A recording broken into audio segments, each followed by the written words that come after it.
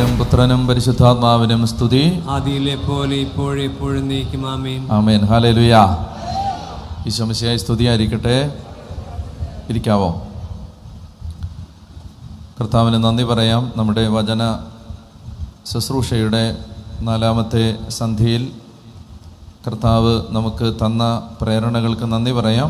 നമ്മൾ ഇന്നലെയും ഇന്ന് ഇപ്പോൾ ആമുഖമായും ചിന്തിച്ചതുപോലെ ഈ കാലഘട്ടത്തിൽ നമ്മൾ കർത്താവിന് പ്രിയപ്പെട്ടവരായി ജീവിക്കേണ്ടതിന് നമ്മൾ യുദ്ധം ചെയ്യേണ്ട ഒരു സാമൂഹിക തിന്മയും വ്യക്തിപരമായ തിന്മയുമാണ് മദ്യപാനം. അതുകൊണ്ട് നമ്മുടെ കുടുംബങ്ങളിൽ മദ്യം പ്രവേശിപ്പിക്കുകയില്ല എന്ന ഒരു തീരുമാനം നമ്മൾ എടുക്കണം. നമ്മൾ അത് ഈ നാളുകളിൽ വളരെയധികം ദൈവത്തിൻ്റെ ആത്മാവ് ബോധ്യം നൽകുന്നൊരു ചിന്തയാണത്, പ്രേരണയാണത്. അതുകൊണ്ട് ഏറ്റവും ലളിതമായ രീതിയിൽ പോലും മദ്യം തൊടാതിരിക്കാൻ എല്ലാവരും ശ്രദ്ധിക്കണം.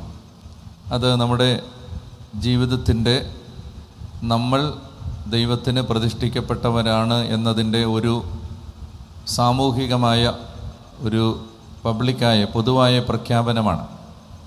അതുകൊണ്ട് അത് ശ്രദ്ധിക്കണം. ഈ കാലഘട്ടത്തിൽ പുരുഷന്മാർ മാത്രമല്ല, സ്ത്രീകളും മദ്യപിക്കുന്നവരുണ്ട്. അങ്ങനെ മദ്യപിക്കുന്ന സ്ത്രീകളുടെ എണ്ണം സമൂഹത്തിൽ വളരെ കൂടുതലാണിപ്പോൾ. കുടുംബങ്ങളിൽ മദ്യം ഒരു സാധാരണ സംഭവമായിട്ട് മാറുകയാണ്. പല സംസ്കാരങ്ങൾ നമ്മളെ സ്വാധീനിക്കാറുണ്ട്. അപ്പോൾ അതുകൊണ്ട് നമുക്ക് ഈ കാലഘട്ടത്തിൽ നമ്മൾ എല്ലാവരും ശ്രദ്ധിക്കേണ്ടതാണ്. അത് ഒന്നിൻ്റെയും ഒരാചാരത്തിൻ്റെയും ഭാഗമായിട്ടും അല്ലെങ്കിൽ ഒരു ആഘോഷത്തിൻ്റെ ഭാഗമായിട്ടോ ഒന്നും മദ്യം തൊടുകയില്ല എന്നൊരു തീരുമാനമെടുക്കണം. അത് നമ്മളെ വളരെ ആത്മീയമായിട്ട് വളർത്തും. നമുക്കറിയാം, നമ്മൾ ക്രിസ്മസിനുമൊക്കെ ചിലപ്പോൾ ഇത്തിരി വൈനൊക്കെ കുടിച്ചിട്ടുള്ളവരായിരിക്കും. ഞാനും കുടിച്ചിട്ടുണ്ട്. അപ്പോൾ അങ്ങനെ നമുക്ക് ക്രിസ്മസിന് കേക്കും വൈനും ഒക്കെ തരുമ്പോൾ ചിലപ്പോൾ അതൊക്കെ കുടിച്ചിട്ടുള്ളവരൊക്കെ ആയിരിക്കും. ഞാൻ പറയുന്നത് അതുപോലും തൊടാതിരിക്കാൻ ഇനി നമുക്ക് ശ്രദ്ധിക്കണം. കാരണം നമ്മുടെ ഒരു പ്രഖ്യാപനമാണിത്. നമ്മൾ മദ്യത്തിന് എതിരാണ്. പറഞ്ഞ ഹല്ലേലൂയാ, പറഞ്ഞ ഹല്ലേലൂയാ. അതായത് നമ്മൾ മദ്യം, അത് ഏറ്റവും 1% ആൽക്കഹോളേ ഉള്ളെങ്കിലും നമ്മൾ അതിന് എതിരാണ്. ലഹരിക്ക് നമ്മൾ എതിരാണ്. അപ്പം അങ്ങനെ ഒരു സാമൂഹികമായ നിലപാട് നമ്മൾ എടുക്കേണ്ട ഒരു കാലമായി. അതുകൊണ്ട് ഒരു കാരണവശാലും തുടരുത്. ഞാൻ ആഫ്രിക്കയിലെ ഒരു രാജ്യത്ത് ശുശ്രൂഷ ചെയ്യുമ്പോൾ ഇംഗ്ലണ്ടിൽ നിന്നൊരു കുടുംബം മധ്യസ്ഥ പ്രാർത്ഥനയ്ക്ക് സഹായിക്കാനും ആ ശുശ്രൂഷയിൽ സഹായിക്കാനായിട്ട് എത്തിയിരുന്നു. അപ്പോൾ അതിൽ ഞങ്ങൾ രാവിലെ മുതൽ വൈകുന്നേരം വരെ ആഫ്രിക്കക്കാർക്ക് അവർക്ക് വേണ്ടിയുള്ള ശുശ്രൂഷയാണ്. അപ്പോൾ ഞാനാണെങ്കിൽ മടുത്ത് വൈകുന്നേരമൊക്കെ ആയപ്പോൾ ഒന്ന് സമാധാനമായിട്ടിരിക്കാമെന്ന് ഓർത്ത് 4 മണിയുടെ ബ്രേക്കിൻ്റെ സമയത്ത് ചായ കുടിക്കാൻ വന്നപ്പോൾ എനിക്ക് അവിടെയുള്ള അച്ഛൻ ഒരു ചോക്ലേറ്റ് തന്നു, ഒരു പാക്കറ്റ് ചോക്ലേറ്റ്. അപ്പം ഞാനത് പൊട്ടിച്ച് അതിൽ നിന്നൊരു ചോക്ലേറ്റ് എടുത്ത് തിന്നുകൊണ്ടിരിക്കുകയാണ്. അപ്പോൾ ഇംഗ്ലണ്ടിൽ നിന്ന് വന്ന ഈ കുടുംബത്തിലെ ആ കുടുംബനാഥൻ കയറി വന്നപ്പോൾ ഞാൻ പറഞ്ഞു, അതേ നല്ല ചോക്ലേറ്റാണ്, ഒരെണ്ണം കഴിക്കാൻ പറഞ്ഞു. അപ്പോൾ അദ്ദേഹം അതെടുത്ത് ഇങ്ങനെ നോക്കിയിട്ട് പറഞ്ഞു, അച്ഛാ ഇത് മറ്റേ റമ്മൊഴിച്ച ചോക്ലേറ്റ് ആണോ എന്ന് ചോദിച്ചു. അങ്ങനെ ചോക്ലേറ്റ് ഉണ്ട്. അതായത് ഈ ചോക്ലേറ്റിനകത്ത് ഒരു തുള്ളി മദ്യം കാണും. അങ്ങനെ ഒരു പ്രത്യേക ചോക്ലേറ്റ് ഉണ്ട്. ഈ ജർമ്മനിയിൽ നിന്നൊക്കെ വരുന്നൊരു ചോക്ലേറ്റാണ്. അപ്പോൾ അത് കണ്ടപ്പോൾ അതുപോലെ ഇരിക്കുന്നു. ഇതല്ല, പക്ഷേ ഇത് അദ്ദേഹത്തിന് അത് കണ്ടപ്പോൾ അങ്ങനെ തോന്നി. അപ്പം ഞാൻ പറഞ്ഞു, അതല്ല ചേട്ടാ, ഞാൻ അതേ കഴിച്ചുകൊണ്ടിരിക്കില്ല, ഇതിനകത്ത് റമ്മൊന്നുമില്ല. അപ്പോൾ അദ്ദേഹം പറഞ്ഞില്ല, ഇത് കണ്ടിട്ട് എനിക്ക് അങ്ങനെ തോന്നുന്നു. ഞാൻ പറഞ്ഞില്ലെന്നേ, ഞാനല്ലേ പറയുന്നത് ഇതിനകത്തില്ലെന്ന്. അപ്പോൾ അദ്ദേഹം പറഞ്ഞു, വേണ്ട ചാ, ഒരു സംശയത്തിൻ്റെ ആനുകൂല്യം പോലും കൊടുക്കാൻ പാടില്ല. ഞാൻ അങ്ങനെ പോലും മദ്യം എൻ്റെ ഉള്ളിൽ പോകാൻ ആഗ്രഹിക്കുന്ന ഒരാളല്ല. വേണമെങ്കിൽ നമുക്കിതിനെ ഭയങ്കര സ്ക്രൂപ്പുലസ് കോൺഷ്യൻസ് എന്നൊക്കെ പറഞ്ഞ് ഇങ്ങനെയൊക്കെ ചിന്തിക്കേണ്ട കാര്യമുണ്ടോ എന്നൊക്കെ പറഞ്ഞ് വേണമെങ്കിൽ എഴുതി തള്ളാം. പക്ഷെ എന്നെ അത് വല്ലാതെ ചിന്തിപ്പിച്ചു. ഞാൻ എൻ്റെ കൂടെയുള്ളവരോട് പറഞ്ഞു, നോക്കുക, ചില മനുഷ്യർ എത്രമാത്രം സൂക്ഷ്മതയോടെയാണ് ചില നിലപാടുകൾക്ക് വേണ്ടി തങ്ങളുടെ ജീവിതത്തിൻ്റെ അതിർത്തികൾ നിശ്ചയിക്കുന്നത്. എത്രമാത്രം സൂക്ഷ്മതയോടെയാണ്. അദ്ദേഹം ആ ചോക്ലേറ്റ് കഴിച്ചില്ല, അതിനകത്ത് മദ്യമില്ല. പക്ഷെ അദ്ദേഹം പറയുകയാണ്, ഇല്ല, എനിക്കിത് കണ്ടിട്ട് അങ്ങനെ തോന്നുന്നു, അത് വേണ്ടച്ച, എനിക്ക് വേണ്ടത്. അങ്ങനെ പോലും പരോക്ഷമായിട്ട് പോലും എൻ്റെ ഉള്ളിൽ മദ്യം പ്രവേശിക്കണ്ട എന്ന് അദ്ദേഹം പറയുകയാണ്. ഞാൻ ജീവിതത്തിൽ ഒരു കാലത്ത് എൻ്റെ കർത്താവിന് കൊടുത്ത ഒരു വാക്കും ഒരു പ്രതിജ്ഞയുമാണിത്: എനിക്ക് മദ്യം വേണ്ട. എന്നെ വല്ലാതെ സ്പർശിച്ചു ആ സംഭവം, വല്ലാതെ. ഞാൻ വിചാരിച്ചു, ഒരു സാധാരണ അൽമായ സഹോദരൻ ഈ മദ്യത്തിനെതിരെ പുലർത്തുന്ന ഒരു കൃത്യമായ സൂക്ഷ്മമായ ഒരു നിലപാട്, അത് അദ്ദേഹത്തിൻ്റെ കുടുംബത്തെ എത്രമാത്രം അനുഗ്രഹിച്ചിരിക്കുന്നുവെന്ന് എനിക്ക് നന്നായിട്ട് അറിയാം. ഞാൻ UK നമ്മുടെ പനക്കലച്ചൻ അവിടെ ഉണ്ടായിരുന്ന സമയത്ത് അവർ റാംസ് ഗേറ്റ് എന്ന് പറയുന്ന സ്ഥലത്ത് അവർക്കൊരു ധ്യാന കേന്ദ്രമുണ്ട്, വിൻസേഷൻ സഭയ്ക്ക്. അപ്പോൾ അവിടെ വെച്ച് അവിടുത്തെ അച്ഛന്മാരുടെ ധ്യാനത്തിന് ഞാൻ സഹായിക്കാൻ പോയപ്പോൾ എയർപോർട്ടിൽ നിന്ന് എന്നെ കൂട്ടിക്കൊണ്ടു പോകാൻ വന്നത് ഒരു ശ്രീലങ്കക്കാരൻ ഒരാളാണ്. അപ്പം അദ്ദേഹം ഈ ശ്രീലങ്കക്കാരനാണ് എന്ന് എന്നോട് കൂടെ വന്ന ഒരാൾ പറഞ്ഞു. അതുകൊണ്ട് തന്നെ എനിക്ക് സിംഹള ഭാഷ അറിയാത്തത് കൊണ്ട് ഞാൻ അദ്ദേഹത്തോടൊന്നും മിണ്ടിയില്ല. എന്നാ പറയാനാ, ശ്രീലങ്കക്കാരനല്ലേ. അപ്പോൾ ഞാൻ ഒന്ന് ചിരിച്ചൊക്കെ കാണിച്ചു. എന്നിട്ട് അദ്ദേഹം ഇങ്ങനെ ഡ്രൈവ് ചെയ്തുകൊണ്ടിരിക്കുന്നു. കുറേ ദൂരം മുന്നോട്ട് പൊക്കഴിഞ്ഞപ്പോൾ ഞാൻ നോക്കുമ്പോൾ ഈ മനുഷ്യൻ്റെ 2 കണ്ണിൽ നിന്നും കണ്ണുനീരിങ്ങനെ ഒഴുകി വരികയാണ്. അപ്പം ഞാൻ ചോദിച്ചു, ബ്രദർ, ഇംഗ്ലീഷിൽ ചോദിച്ചു, എന്തെങ്കിലും പ്രയാസമുണ്ടോ? അപ്പം അദ്ദേഹം പറഞ്ഞു, ഇതെൻ്റെ ഒരുപാട് വർഷമായിട്ടുള്ള ആഗ്രഹമായിരുന്നു. എന്ത്? അച്ഛനെ ഇങ്ങനെ എൻ്റെ കൂടെ കൊണ്ട്. അപ്പം ഞാൻ പറഞ്ഞു, എന്നെ ശ്രീലങ്കക്കാർക്കൊക്കെ അറിയാവോ? അപ്പോൾ അദ്ദേഹം പറഞ്ഞു, അച്ഛാ, എനിക്ക് തമിഴ് അറിയാം, പിന്നെ കുറച്ച് മലയാളം അറിയാം. ഞാൻ അച്ഛൻ്റെ പ്രസംഗങ്ങൾ കേൾക്കുന്ന ഒരാളാണ്. എനിക്ക് ഭയങ്കര അത്ഭുതമായി. അപ്പോൾ അദ്ദേഹം എൻ്റെ അടുത്ത് പറയുകയാണ്, അച്ഛാ, ഞാൻ ഒരു മദ്യ കച്ചവടക്കാരനായിരുന്നു. നമ്മുടെ നാട്ടിലെ ഒരു മദ്യ വ്യവസായിയുമായി, ഞാൻ പേര് പറയുന്നില്ല, അദ്ദേഹവുമായിട്ട് ഈ പാർട്ട്ണർഷിപ്പിൽ മദ്യക്കച്ചവടം നടത്തിയിരുന്ന ഒരു വലിയ ബിസിനസ്സുകാരനായിരുന്നു ഇയാൾ. അദ്ദേഹം ചെയ്തത്, അദ്ദേഹം ഇങ്ങനെ അവിടെ ഈ UK സാധാരണ കടകളിൽ പോലും മദ്യം വിൽക്കാം. അപ്പോൾ അദ്ദേഹത്തിൻ്റെ ഷോപ്പുകളുണ്ട്, മദ്യ വ്യാപാരമുണ്ട്. ഞാൻ പേര് പറഞ്ഞാൽ നിങ്ങൾക്കറിയാവുന്ന വലിയൊരു മദ്യ വ്യവസായിയുമായി അദ്ദേഹം പാർട്ട്ണർഷിപ്പിലുമാണ്. അങ്ങനെ ഒരു ഹ്യൂജ് ബിസിനസ്സാണ് അദ്ദേഹം നടത്തുന്നത്. അപ്പോൾ ആ സമയത്താണ് അദ്ദേഹം ദൈവത്തിൻ്റെ വചനം കേൾക്കുന്നത്. മദ്യപാനം ദൈവത്തിന് എതിരാണ്, കർത്താവിൻ്റെ ഇഷ്ടത്തിനെതിരാണ്. അദ്ദേഹം പ്രാർത്ഥിച്ചു, ഭാര്യയോട് ചർച്ച ചെയ്തു. അങ്ങനെ അദ്ദേഹം ആ മദ്യ ബിസിനസ് അവസാനിപ്പിച്ചു. അങ്ങനെ അദ്ദേഹം അവസാനിപ്പിച്ച് കഴിഞ്ഞപ്പോൾ വണ്ടി ഓടിച്ചുകൊണ്ടിരിക്കുമ്പോഴാണ് ഈ കഥ എന്നോട് പറയുന്നത്. അദ്ദേഹം പറയുകയാണ്, ഇപ്പോൾ ഞങ്ങൾ താമസിക്കുന്ന വീടും ഈ വണ്ടിയും വീട്ടിലെ ഉപകരണങ്ങളും അതുപോലെ തന്നെ കുറച്ച് അത്യാവശ്യ ഞങ്ങളുടെ ഉപയോഗത്തിനുള്ള വസ്തുക്കളും അല്ലാതെ ഞങ്ങൾക്ക് ഞങ്ങളുടെ മുഴുവൻ സമ്പത്തും നഷ്ടപ്പെട്ടു മദ്യക്കച്ചവടം നിർത്തിയതോടുകൂടി. എന്ന് പറഞ്ഞാൽ കുറേ അധികം ഈ ബിസിനസ് പെട്ടെന്ന് അവസാനിപ്പിക്കുമ്പോൾ കുറേ ലയബിലിറ്റീസ് ഉണ്ട്, അതെല്ലാം ക്ലോസ് ചെയ്തു. അപ്പോഴേക്കും ഞാൻ നേരത്തെ പറഞ്ഞ ആ മദ്യ വ്യവസായി ഇയാളോട് കലഹിച്ചു. അങ്ങനെ അയാൾക്ക് വലിയൊരു എമൗണ്ട് കൊടുത്ത് അത് സെറ്റിൽ ചെയ്യേണ്ടി വന്നു. അങ്ങനെയുള്ള ബാധ്യതകളെല്ലാം തീർത്ത് സത്യത്തിൽ ഞങ്ങൾ ഉപയോഗിക്കുന്ന ഈ വസ്തുക്കൾ മാത്രമേ ഉള്ളൂ. പക്ഷെ അദ്ദേഹം എൻ്റെ അടുത്തൊരു കാര്യം പറഞ്ഞു, പക്ഷേ കഴിഞ്ഞ 12 വർഷങ്ങളായി ഞങ്ങളുടെ ദാമ്പത്യത്തിൽ ഞങ്ങൾക്ക് മക്കളുണ്ടായിരുന്നില്ല. മദ്യ വ്യവസായം അവസാനിപ്പിച്ച വർഷം യേശു ഞങ്ങൾക്ക് കുഞ്ഞുങ്ങളെ തന്ന് അനുഗ്രഹിച്ചു. പറഞ്ഞ ഹല്ലേലൂയ. 1000 അനുഭവം ഞാൻ ഈ യാത്രക്കിടയിൽ ഇതുപോലെ കേട്ടിട്ടുണ്ട്. മദ്യം പിശാചാണ്. മദ്യം അവസാനിപ്പിക്കുന്നിടത്ത് ദൈവപ്രവൃത്തികൾ ആരംഭിക്കും. ഹല്ലേലൂയ. അതുകൊണ്ട് മദ്യത്തോട് നമ്മൾ ശത്രുതയിലാണ്. നമുക്ക് ഒരു രീതിയിലും മദ്യം നമ്മുടെ വീട്ടിലോ നമ്മുടെ ശരീരത്തിലോ പ്രവേശിക്കാൻ നമ്മൾ അനുവദിക്കരുത്.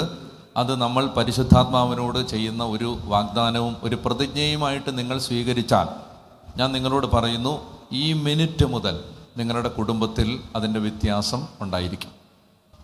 അതുകൊണ്ട് ഇവിടെ ഇന്ന് അനേകം ആളുകൾക്ക് കർത്താവ് ബോധ്യം കൊടുക്കും, അവരവസാനിപ്പിക്കും. നിങ്ങൾ ഇനി എപ്പോഴെങ്കിലും, ഇപ്പം ഞാൻ ഈ ദിവസങ്ങളിലൊക്കെ വെപ്രാളപ്പെട്ട് ഞാൻ ഓടിപ്പോവും. ഇത് കഴിയുമ്പോൾ ഓടുന്ന സമയത്തൊക്കെ ചിലർ വഴിയിൽ വെച്ചൊക്കെ എന്നോട് പറഞ്ഞിട്ടുണ്ട്, അച്ഛാ, കഴിഞ്ഞ വർഷം എൻ്റെ കൊച്ച് സംസാരിക്കത്തില്ലായിരുന്നു, അച്ഛൻ പ്രാർത്ഥിച്ചു, എൻ്റെ കൊച്ച് സംസാരിക്കും. 2 പേര് എന്നോട് ഇന്നലെ പറഞ്ഞു, കൊച്ച് സംസാരിച്ചു. അപ്പോൾ ഇന്നിപ്പോൾ ഒരു ചേട്ടനെ വന്നു, ആശുപത്രി എഴുതി തള്ളിയ രോഗിയായിരുന്നു, കഴിഞ്ഞ കൺവെൻഷന് വന്നു, ഇപ്പോഴും ആരോഗ്യത്തോടെ ജീവിച്ചിരിക്കുന്ന മകൻ അപ്പനെയും കൊണ്ട് ഇവിടെ വന്നിട്ട് പോയതേ ഉള്ളൂ. എന്തോരോ അത്ഭുതങ്ങളാണ് ഓരോ കൺവെൻഷനും നടക്കുന്നത്. നമ്മളത് സാക്ഷ്യപ്പെടുത്താത്തതുകൊണ്ടും പറയാത്തതുകൊണ്ടും നമ്മൾ ശ്രദ്ധിക്കുന്നില്ലെന്നേ ഉള്ളൂ. ഞാൻ പറഞ്ഞു വരുന്നത്, അടുത്ത വർഷം ഞാൻ വന്നില്ലെങ്കിലും നിങ്ങൾക്ക് ഇവിടെ വരുമ്പോൾ പറയാൻ പറ്റും, കഴിഞ്ഞ വർഷം ഞങ്ങൾ മദ്യത്തോട് ഒരു സമരം പ്രഖ്യാപിച്ചതിൽ പിന്നെ ഞങ്ങളുടെ കുടുംബത്തിനുണ്ടായ അത്ഭുതങ്ങൾ ഞങ്ങൾക്ക് ഒരു വേദിയിൽ പറഞ്ഞു തീർക്കാൻ പറ്റുന്നതല്ല എന്ന് നിങ്ങൾ ഉറപ്പായും പറഞ്ഞിരിക്കും. അത് ഞാൻ ഒരു വചന ശുശ്രൂഷകൻ യേശുവിൻ്റെ നാമത്തിൽ പറയുന്നതാണ്. അതിന് യാതൊരു സംശയമില്ല. ഹല്ലേലൂയാ. അതുകൊണ്ട് പ്രിയ സഹോദരങ്ങളെ, നമ്മൾ ഈ കൺവെൻഷന് ഇതൊരു വലിയ തീരുമാനമായിട്ട് കർത്താവിൻ്റെ ഞാൻ പറഞ്ഞല്ലോ, ദൈവത്തിൻ്റെ ആത്മാവ് തരുന്ന പ്രേരണയിലാണ് വിഷയങ്ങൾ സംസാരിക്കുന്നത്. അപ്പോൾ ദൈവം ശക്തമായിട്ട് തന്ന ഒരു താക്കീതാണ് ഈ വിഷയം സംസാരിക്കണം. പ്രത്യേകിച്ച് ശരീരത്തിൻ്റെ വിശുദ്ധി, അതുപോലെ മദ്യപാനം, ലഹരിയുടെ ഉപയോഗം, ഇത് നമ്മൾ വളരെയധികം ശ്രദ്ധിക്കണം. ബോണി ബ്രദർ സംസാരിച്ചപ്പോൾ പറഞ്ഞല്ലോ, അതായത് നമ്മൾ ഇപ്പോൾ കേൾക്കുമ്പോൾ നമുക്ക് അതിസ്വാഭാവികമായ അനുഭവങ്ങളെന്ന് തോന്നും. ദൈവപ്രവൃത്തികളെല്ലാം വിശ്വസിക്കാൻ പറ്റാത്ത കാര്യങ്ങളാണ്. ദൈവത്തിൻ്റെ പ്രവൃത്തികൾ, അതായത് കർത്താവ് പ്രവർത്തിക്കുന്നത് നമ്മൾ ചിന്തിക്കുന്ന രീതിയിലല്ല. ഞാൻ ഒരു അനുഭവം പറയാം. ആരെങ്കിലുമൊക്കെ ഇങ്ങനെയുള്ള അനുഭവങ്ങൾ പറയുമ്പോൾ ബുദ്ധി കൊണ്ട് ജീവിക്കുന്ന മനുഷ്യർക്ക് അത് വളരെ പ്രയാസമാണ്. ഞാൻ ഒരു അനുഭവം പറയാം. അതായത് ഒരിക്കൽ വർഷങ്ങൾക്ക് മുമ്പാണ്, ഞാൻ മാറിവാനസ് കോളേജിൽ അന്ന് പഠിച്ചുകൊണ്ടിരിക്കുകയാണെന്ന് തോന്നുന്നു. അപ്പോൾ ആ സമയത്ത് ഇവിടെ അന്ന് ശുശ്രൂഷയൊക്കെ ഉണ്ട്. കൂട്ടായ്മയിലുള്ള ഒരു സഹോദരൻ എന്നെ ഉച്ചയ്ക്ക് വിളിച്ചിട്ട് എൻ്റെ അടുത്ത് ഇങ്ങനെ സംസാരിച്ചുകൊണ്ടിരിക്കുമ്പോൾ എന്നോട് ഇങ്ങനെ പറയുകയാണ്, അച്ഛാ അച്ഛാ എന്താ പറയുക, രോഗമില്ല, പക്ഷേ ഇങ്ങനെ എപ്പോഴും രോഗമാണെന്ന് ഒരാൾ പറഞ്ഞുകൊണ്ടിരിക്കുന്നു. അങ്ങനെ ആരാ അച്ഛാ? ഞാൻ പറഞ്ഞു, അങ്ങനെ ആരും ഇല്ലടാ. അപ്പോൾ അത് കഴിഞ്ഞിട്ട് അടുത്ത് ഇങ്ങനെ പറയുകയാണ്, അച്ഛാ എനിക്കിങ്ങനെ പരിശുദ്ധാത്മാവ് ഇങ്ങനെ സന്ദേശം തരികയാണ്. രണ്ടാമത്തെ ഇങ്ങനെ, അച്ഛാ ഈ കാലടി എന്ന് പറയുന്ന സ്ഥലത്ത്, ആ കാലടിയിൽ അച്ഛനെ വല്ലവരും വിളിച്ചോ? അപ്പം ഞാൻ പറഞ്ഞു, ഇല്ല. ധ്യാനത്തിന് ഇല്ല, അങ്ങനെയൊന്നും വിളിച്ചില്ലല്ലോ. അപ്പോൾ പിന്നെ പറഞ്ഞു, ഗ്യാസ് ലീക്കാണോ, ഗ്യാസ് തുറന്ന് കിടക്കുകയാണോ? ഞാൻ പറഞ്ഞു, ഞാൻ ഹോസ്റ്റലിൽ താമസിക്കുന്ന എനിക്ക് എവിടെടാ ഗ്യാസ്, എനിക്ക് ആകെയുള്ളത് ഈ മറ്റേ ഗ്യാസാണ്. അപ്പോൾ അത് ഇല്ലടാ, ഇല്ല, അങ്ങനെയില്ല. അല്ല, എനിക്ക് അറിഞ്ഞുകൂടാ. ഞാൻ പ്രവചനങ്ങളെ സ്വീകരിക്കുന്ന ഒരാളാണ്. എന്ന് പറഞ്ഞാൽ കർത്താവിൻ്റെ ആത്മാവ് ഇതുപോലെ എന്തെങ്കിലും പറഞ്ഞാൽ അതിനെ ഞാൻ വളരെ ഗൗരവമായിട്ട് സ്വീകരിക്കുന്ന ഒരാളാണ്. അപ്പോൾ അതുകൊണ്ട് ഞാൻ പറഞ്ഞു, അറിയില്ല, നമുക്ക് നോക്കാം, ചിലപ്പോൾ എന്തെങ്കിലുമൊക്കെ നമുക്ക് ഇത് കഴിയുമ്പോഴാണ് ചിലപ്പോൾ മനസ്സിലാവുന്നത് എന്താണെന്ന്. ഏതായാലും ഞങ്ങൾ ഫോണിൽ കൂടെ പ്രാർത്ഥിച്ചു. ഉച്ചയ്ക്കാണിത്, ലഞ്ചിൻ്റെ ബ്രേക്കിൻ്റെ സമയത്താണ്. ഞാൻ കോളേജിൽ നിന്ന് വന്ന് ഭക്ഷണം കഴിക്കാൻ ഹോസ്റ്റലിലേക്ക് വന്നപ്പോഴാണ്. അപ്പോൾ ഞാൻ തിരിച്ചു പോവുകയും ചെയ്തു. വൈകുന്നേരം ഒരു 7 മണിയൊക്കെ ആയപ്പോൾ തിരുവനന്തപുരത്തെ യൂണിവേഴ്സിറ്റി കോളേജിൽ ഫിലോസഫി പഠിപ്പിക്കുന്ന 2 കോളേജ് അധ്യാപകർ അവർ എന്നെ കാണാൻ വന്നു. അവർ ഭാര്യയും ഭർത്താവും ഫിലോസഫി ടീച്ചേഴ്സാണ്, തത്വശാസ്ത്രം പഠിപ്പിക്കുന്നവരാണ്. അവരെൻ്റെ അടുത്ത് വന്നത് അവരുടെ കുടുംബത്തിൽ ഉണ്ടായ ഒരു വലിയ ദുഃഖത്തിൽ അവർ പതറി നിൽക്കുകയാണ്. അവർക്ക് ദൈവത്തിൽ നിന്ന് ഒരു ഉത്തരം കിട്ടുന്നില്ല, അല്ലെങ്കിൽ അവർക്കിത് മനസ്സിലാവുന്നില്ല, ഞങ്ങൾക്ക് എന്തുകൊണ്ട് ഇത് സംഭവിച്ചു. പ്രത്യേകിച്ച് തത്വശാസ്ത്രമൊക്കെ പഠിപ്പിക്കുന്ന ആളുകളായതുകൊണ്ട് അവർക്ക് ചോദ്യങ്ങളുണ്ട് അവരുടെ മനസ്സിൽ. അപ്പോൾ അവരെന്നോട് പറഞ്ഞു, അച്ഛാ എന്തുകൊണ്ട് ഞങ്ങളുടെ കുടുംബത്തിൽ ഈ ഒരു ദുരന്തം സംഭവിച്ചു? ഇത് ദൈവം അറിഞ്ഞില്ലേ? ദൈവം കാണുന്നില്ലേ? എനിക്കറിയാവുന്ന എൻ്റെ അറിവ് വെച്ച് അവരോട് ഇത് പറഞ്ഞ് മനസ്സിലാക്കാൻ ശ്രമിച്ചെങ്കിലും അത് എനിക്ക് മനസ്സിലായി ഇവർ ഫിലോസഫി ടീച്ചർമാരാണ്. ഞാൻ എന്ത് ആർഗ്യുമെൻ്റ് പറഞ്ഞാലും അതിൻ്റെ കൗണ്ടർ ആർഗ്യുമെൻ്റ് അവരുടെ കയ്യിലുണ്ട്. പിന്നെ ഈ വാദിച്ചൊന്നും ആരെയും വിശ്വാസത്തിൽ ഉറപ്പിക്കാനൊന്നും പറ്റില്ല. അപ്പോൾ കുറച്ച് കഴിഞ്ഞപ്പോൾ എനിക്ക് മനസ്സിലായി, വെറുതെ ഞാനെന്തിനാണ് ഈ അധ്യാപകരോട് തർക്കിച്ച് എൻ്റെ ഊർജം കളയുന്നത്, അത് പുരോഗമിക്കുന്നില്ല എന്ന് എനിക്ക് മനസ്സിലായപ്പോൾ ഞാൻ പറഞ്ഞു, നമുക്ക് തർക്കിക്കണ്ട, നമുക്ക് പ്രാർത്ഥിക്കാം. അപ്പം ഞാൻ അവിടെ ഇരുന്ന് കണ്ണടച്ച്, എൻ്റെ കർത്താവേ, എൻ്റെ ദൈവമേ, ഇവരോട് നീ സംസാരിക്കണേ എന്ന് ഞാൻ പറയുമ്പോൾ പെട്ടെന്ന് ഞങ്ങൾ ഉച്ചയ്ക്ക് നടത്തിയ സംഭാഷണം എനിക്ക് ഓർമ്മ വന്നു. എൻ്റെ മനസ്സിലേക്ക് പെട്ടെന്ന് ഓർമ്മയിലേക്ക് ആത്മാവ് അത് കൊണ്ടുവന്നു. ഞാൻ പെട്ടെന്ന് അവരോട് പറഞ്ഞു, ഞാനൊരു കാര്യം നിങ്ങളോട് ചോദിക്കട്ടെ. അകാരണമായ രോഗഭീതി, രോഗമില്ല, പക്ഷെ ഒരാൾ എപ്പോഴും രോഗിയാണെന്ന് പറഞ്ഞുകൊണ്ടിരിക്കുന്നു, അത് ആരാൻ ചോദിച്ചു. അവർ മുഖത്തോട് മുഖം അത്ഭുതത്തോടെ നോക്കിയിട്ട് പറഞ്ഞു, ഇത് ഞങ്ങൾ സംസാരിച്ചായിരുന്നോ എന്ന് ചോദിച്ചു. ഞാൻ പറഞ്ഞു, നിങ്ങൾ സംസാരിച്ചില്ല. പിന്നെ ആരാ ഇത് അച്ഛനോട് പറഞ്ഞേ? ഞാൻ പറഞ്ഞു അത് ഞാൻ പറയാം. ആരാന്ന് ചോദിച്ചു. അത് ഞങ്ങളുടെ അമ്മയാന്ന് പറഞ്ഞു. ഞാൻ അടുത്ത അവരോട് ചോദിച്ചു, നിങ്ങൾക്ക് കാലടിയുമായിട്ട് എന്താണ് ബന്ധം? അവരെഴുന്നേറ്റു. അച്ഛാ, അച്ഛന് ഞങ്ങളെ നേരത്തെ അറിയാവോ? ഞാൻ പറഞ്ഞില്ല, ഞാൻ ആദ്യമായിട്ട് കാണുക. പിന്നെ ആരാ ഇത് പറഞ്ഞേ? ഞാൻ പറഞ്ഞു അത് ഞാൻ പറയാം അത് ഞാൻ പറയാം. അപ്പോൾ അവർ പറഞ്ഞു, ഞങ്ങളുടെ ജീവിതത്തിലെ മുഴുവൻ പ്രതിസന്ധികളും ആരംഭിക്കുന്നത് കാലടി എന്ന സ്ഥലത്ത് വെച്ചാണ്. ഞാൻ പറഞ്ഞു വീട്ടിൽ ഗ്യാസ് ലീക്കാണെന്ന് ചോദിച്ചു. അവരെഴുന്നേറ്റു. അവർ പറഞ്ഞു ഇന്ന് രാവിലെ ഞങ്ങൾ അതിനെക്കുറിച്ച് സംസാരിക്കുകയായിരുന്നു. എത്ര മുറുക്കിയിട്ടും ഗ്യാസ് ലീക്കായിക്കൊണ്ടിരിക്കുക. അവരെന്നോട് ചോദിച്ചു ഇത് ആരാ പറഞ്ഞേ? ഞാൻ പറഞ്ഞു ദൈവം ഒന്നും കാണുന്നില്ല, ദൈവം ഒന്നും അറിയുന്നില്ല എന്ന് നിങ്ങൾ വിചാരിക്കരുത്. നിങ്ങളുടെ ജീവിതത്തിൽ നിങ്ങൾ എന്നോട് പറയാത്ത 3 കാര്യങ്ങളല്ലേ ഞാൻ നിങ്ങളോട് പറഞ്ഞത്. ദൈവം ഇത് കാണുന്നുണ്ട്, ദൈവം അറിയുന്നുണ്ട്. നമുക്ക് ചില കാര്യങ്ങൾ മനസ്സിലാവുന്നില്ലെന്നേ ഉള്ളൂ. അതുകൊണ്ട് നിങ്ങൾ കർത്താവിൽ ആശ്രയിക്കുക. എനിക്ക് മനസ്സിലായ ഒരു കാര്യം, അന്ന് മുതൽ പിന്നീട് ഞാൻ തിരുവനന്തപുരത്ത് പട്ടത്ത് എല്ലാ മാസത്തിലും ശുശ്രൂഷ ചെയ്യുമ്പോൾ ഈ ഭാര്യയും ഭർത്താവും ബൈബിളൊക്കെ പിടിച്ച് വലിയ വിശ്വാസത്തോടെ ആരാധനയ്ക്കും പ്രാർത്ഥനയ്ക്കും വരുന്ന ആളുകളെ ഞാൻ വർഷങ്ങൾ കണ്ടിട്ടുണ്ട്. അവരുടെ ജീവിതത്തിൻ്റെ, വിശ്വാസ ജീവിതത്തിൻ്റെ വലിയൊരു തലം തുറക്കപ്പെട്ടു. അതുകൊണ്ട് നമ്മൾ വിചാരിക്കുന്നത് പോലല്ല ദൈവം. നമുക്ക് നമ്മുടെ ബുദ്ധിക്ക് ചിലപ്പോൾ മനസ്സിലാവാത്ത കാര്യങ്ങൾ പറഞ്ഞ് ഹല്ലേലൂയ. ഈ അടുത്ത ഇടയ്ക്ക് തിരുവനന്തപുരത്ത് വെച്ച് ഒരിക്കൽ എൻ്റെ കൂട്ടായ്മയിലുള്ള 2 സഹോദരങ്ങൾ ഒരുമിച്ചിരിക്കുന്ന സമയത്ത് അതിലെ ഒരു പെൺകുട്ടി, അവൾ ഇങ്ങനെ പ്രാർത്ഥിച്ച് കർത്താവ് സന്ദേശം കൊടുക്കുന്ന ആളാണ്. അപ്പോൾ ആ പെൺകുട്ടി എൻ്റെ കൂട്ടായ്മയിലുള്ള വേറൊരു സഹോദരനോട് പറഞ്ഞു, ബ്രദറിന് കർത്താവ് സ്വപ്ന ദർശനം തുറന്നു തരുന്നു എന്ന് പറഞ്ഞു. ഹല്ലേലൂയ. അപ്പോൾ ആ സഹോദരൻ പറഞ്ഞു എനിക്ക് മറ്റ് ദർശനങ്ങളൊക്കെ ഉണ്ട്, പക്ഷേ എനിക്ക് സ്വപ്ന ദർശനം ഞാൻ ഒത്തിരി നാളായിട്ട് ആഗ്രഹിക്കുന്നതാണ്. സ്വപ്നത്തിൽ കർത്താവ് സംസാരിക്കണം. എന്ത് സംഭവിച്ചെന്നറിയാമോ? അതിനുശേഷം കർത്താവ് ആ സഹോദരന് സ്വപ്ന ദർശനം തുറന്നു കൊടുക്കാൻ തുടങ്ങി. അപ്പോൾ അത് കഴിഞ്ഞിട്ട് കുറച്ച് ദിവസം കഴിയുമ്പോൾ ഹോസ്റ്റലിൽ ഒരു ധ്യാനമുണ്ട്, പെൺകുട്ടികളുടെ ഹോസ്റ്റലിൽ ഒരു ധ്യാനം. ആ ധ്യാനത്തിന് പോകാൻ അതിൻ്റെ തലേന്ന് രാത്രി കിടന്നുറങ്ങുമ്പോൾ സ്വപ്നത്തിൽ ദൈവത്തിൻ്റെ ആത്മാവ് ഉറങ്ങുന്ന സമയത്ത് ഒരു പേരിങ്ങനെ പറയുകയാണ്. അത് പേര് കൃത്യം ഞാൻ പറയുമ്പോൾ ചിലപ്പോൾ തെറ്റും. ആതിര രാധാകൃഷ്ണൻ, ചിലപ്പോൾ പേര് തെറ്റായിരിക്കും. അപ്പോൾ ഇങ്ങനെ ഒരു പേര് ഇങ്ങനെ പറഞ്ഞു കൊടുക്കുകയാണ്. ആതിര രാധാകൃഷ്ണൻ്റെ പേര് സ്വപ്നത്തിൽ എന്നോട് എന്തിനാ പറയണ്ടേ അറിഞ്ഞുകൂടാ. പിറ്റേന്ന് ഹോസ്റ്റലിൽ ചെന്ന് നിൽക്കുമ്പോൾ ഹോസ്റ്റലിലെ കുട്ടികളല്ലേ, അവരൊന്നും അത്ര അങ്ങോട്ട് സഹകരിക്കുന്ന ആളുകളൊന്നും അല്ല. ധ്യാനം തുടങ്ങി കുറച്ച് നിമിഷങ്ങൾ കഴിഞ്ഞപ്പോൾ ദൈവത്തിൻ്റെ ആത്മാവ് ആ പേര് ഓർമ്മിപ്പിച്ചു കൊടുത്തു. അപ്പോൾ പറഞ്ഞു ആതിര രാധാകൃഷ്ണൻ ആരാൻ ചോദിച്ചു. ഒരു പെൺകുട്ടി എഴുന്നേറ്റ് നിന്നു. എന്നെ എന്തിനാ വിളിക്കുന്നേ? നിന്റെ പേര് ഇന്നലെ രാത്രി ദൈവത്തിൻ്റെ ആത്മാവ് സ്വപ്നത്തിൽ വെളിപ്പെടുത്തിയിരുന്നു. അവർ ഒറ്റ കാര്യം കൊണ്ട് ആ ഹോസ്റ്റലിലെ കുട്ടികൾ ആ ധ്യാനത്തിൽ വളരെ മനോഹരമായിട്ട് സംബന്ധിക്കാൻ തുടങ്ങി. പറഞ്ഞേ ഹല്ലേലൂയ. പറഞ്ഞു വരുന്നത് ദൈവത്തിൻ്റെ ആത്മാവ് ഇടപെടുന്ന വഴികൾ. അപ്പോൾ അതുകൊണ്ട് നമ്മൾ ഈ മദ്യത്തെക്കുറിച്ചൊക്കെ പറയുമ്പോൾ, ദർശനം കണ്ടു എന്നൊക്കെ പറയുമ്പോൾ ഇതൊക്കെ വെറുതെ പറയുന്നതാണോ എന്ന് ചിലപ്പോൾ തോന്നും. അതായത് നമ്മൾ വിചാരിക്കുന്ന പോലെ ആത്മീയ ലോകത്ത് ഒരുപാട് കാര്യങ്ങൾ നമ്മുടെ ബുദ്ധിക്ക് മനസ്സിലാക്കുന്നതിനപ്പുറത്ത് സംഭവിക്കും. 1000 കാര്യങ്ങൾ ഞാൻ വേണേൽ പറയാം. അതായത് ദൈവത്തിൻ്റെ ആത്മാവ് എല്ലാം എത്രയോ മുൻകൂട്ടി കർത്താവ് എല്ലാം കാണുന്നുണ്ട്. ഇപ്പോൾ 2025 ഞാൻ ഈ കൺവെൻഷൻ ഇവിടെ വന്ന് നിൽക്കണം, ഇതൊക്കെ എത്രയോ കാലം മുമ്പ് ദൈവം പദ്ധതി ഇട്ടതായിരിക്കും. പറഞ്ഞേ ഹല്ലേലൂയാ, പറഞ്ഞേ ഹല്ലേലൂയാ, ഹല്ലേലൂയാ.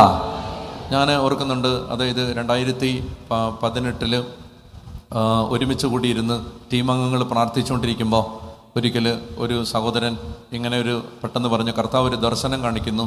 മലങ്കര സഭയിലെ 10-12 പിതാക്കന്മാർ മൗണ്ട് കാർമലിൻ്റെ മുറ്റത്ത് വന്ന് നിന്ന് നമ്മുടെ ഈ ധ്യാനകേന്ദ്രത്തെ നോക്കി ആശീർവദിക്കുന്നു. അപ്പോൾ 2017 ധ്യാനകേന്ദ്രത്തിന് കല്ലിടുന്നത്, 2018 ശുശ്രൂഷ തുടങ്ങുന്നത്. അപ്പം ഞാൻ കരുതി പിതാക്കന്മാരുമൊക്കെ ഈ ശുശ്രൂഷകളെക്കുറിച്ച് കൂടുതൽ പഠിച്ചും അറിഞ്ഞുമൊക്കെ വരുന്നേ ഉള്ളൂ. അപ്പോൾ അന്ന് എല്ലാ പിതാക്കന്മാർക്കും അതിനെക്കുറിച്ച് ഒത്തിരിയൊന്നും അറിയില്ല. അപ്പോൾ എല്ലാവരും സന്തോഷത്തോടെ ഡാനിയലച്ചനെ ആശീർവദിക്കുന്നു എന്നാണ് ഞാൻ ആത്മീയമായിട്ട് അതിനെ എടുത്തത്. ഏതായാലും ദർശനം ഇതാണ്. മലങ്കര സഭയിലെ പിതാക്കന്മാരിങ്ങനെ നിരന്ന് നിന്ന് മൗണ്ട് കാർമലിനെ നോക്കി ആശീർവദിക്കുന്നു. പ്രിയപ്പെട്ടവരെ, 2019 20 കോവിഡ് കഴിഞ്ഞ് 21 ആയപ്പോഴേക്കും നമുക്കവിടെ വേറൊരു ബിൽഡിങ് കെട്ടി.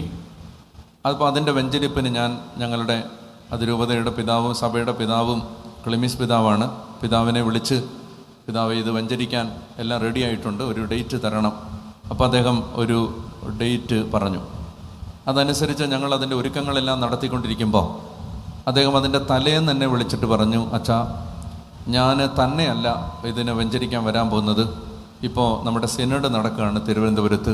അതുകൊണ്ട് പിതാക്കന്മാരെല്ലാവരും ഒരുമിച്ചാണ് ഇത് വഞ്ചരിക്കാൻ പോണത്. 2018 ദർശനം, 2021 അപ്പോൾ ഞാൻ അത്ഭുതപ്പെട്ടു. ഇത്രയും പിതാക്കന്മാർ, ഞാൻ ആരെയും വിളിച്ചിട്ടില്ല. അപ്പം ഞാൻ പറഞ്ഞു, ഞാൻ വിളിക്കണോ പിതാക്കന്മാർ? ഇല്ല, അച്ഛൻ വിളിക്കണ്ട, ഞാൻ വിളിച്ചോളാം എന്ന് പറഞ്ഞു. അപ്പം അങ്ങനെ പിതാക്കന്മാരെല്ലാവരും വന്നു, ഒരുമിച്ച് ആ കെട്ടിടം വഞ്ചരിച്ചിട്ട് ആ 2018 ചൂണ്ടിക്കാണിച്ച ആ സ്പോട്ടിൽ നിന്ന് 12 പിതാക്കന്മാർ മൗണ്ട് കാർമലിനെ നോക്കി ആശീർവാദം കൊടുത്തു. ആ സ്പോട്ടിൽ. ഹല്ലേലൂയ. അതായത് നമ്മൾ ബുദ്ധി കൊണ്ട് ചിന്തിക്കുന്ന മനുഷ്യന് ഇതൊക്കെ എന്താ എഴുതി തള്ളും. ഞാൻ പറഞ്ഞു വരുന്നത് 1000 അനുഭവം ഞാൻ ഇതുപോലെ പറയാം. അതുകൊണ്ട് ദൈവം ഞാൻ ഈ പറഞ്ഞ കാര്യങ്ങൾ ഹൃദയത്തിലേക്ക് എടുക്കണം എന്ന് പറഞ്ഞാൽ, കർത്താവ് മദ്യം ഉപേക്ഷിക്കാൻ പറഞ്ഞത് പരിശുദ്ധാത്മാവാണ്. അതിനെ നിസാരമായിട്ട് കാണരുത്.